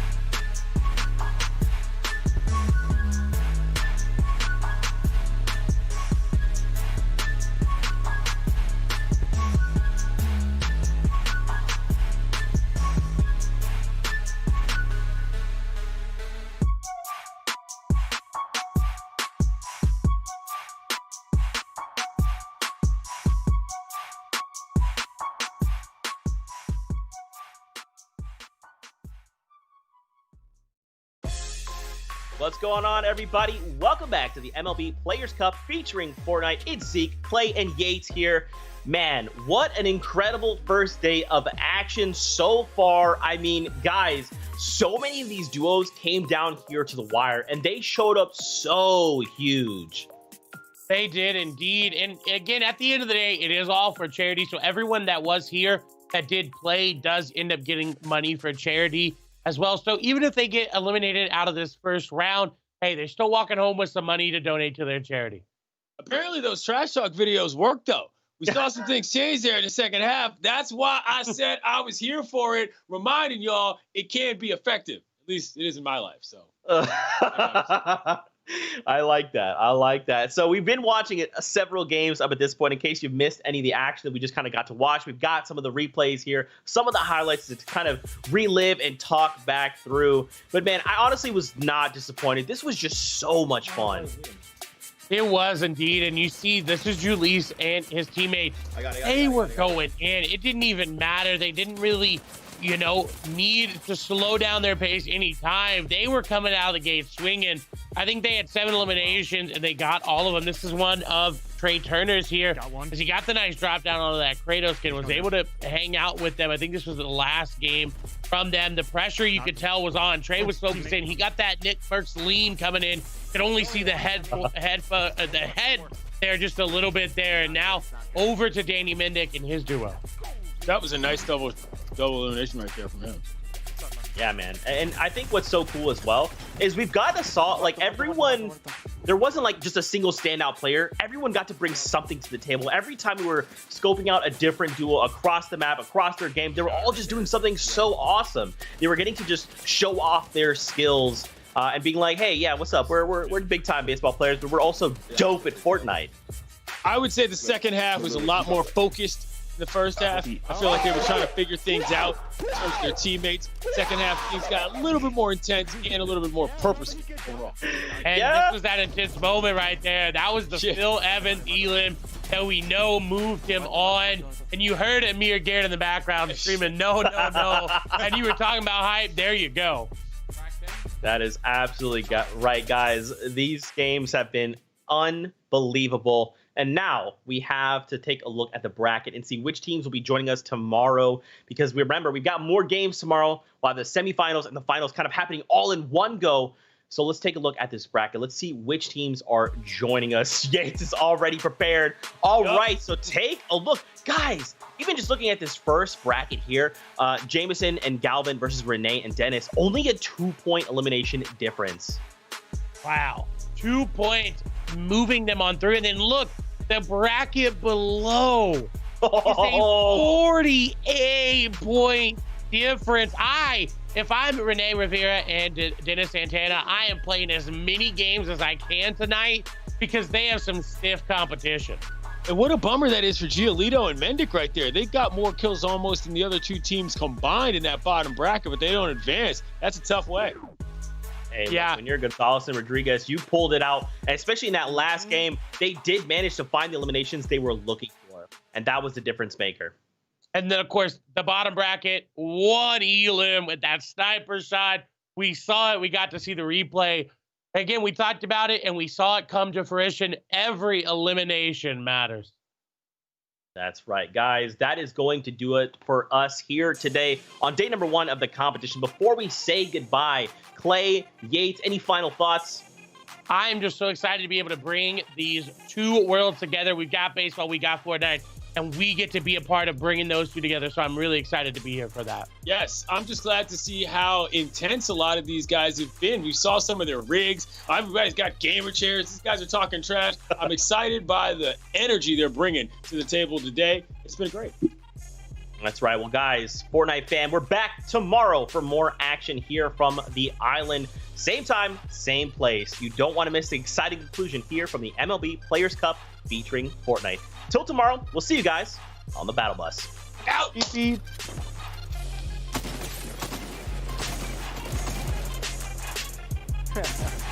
Vámonos, vámonos, vámonos. So he's right here. Ah! Give me him! Stop playing! Oh my God.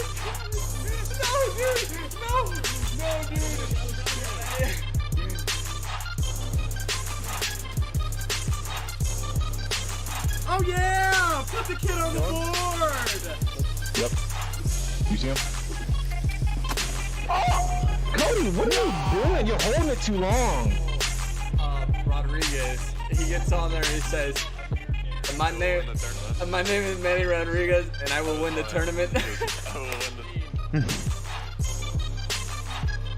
There's right here. I cracked him. No! Come on! Who got that?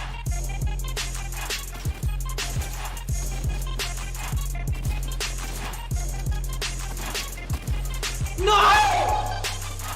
I'm here. There's another guy. Oh my God!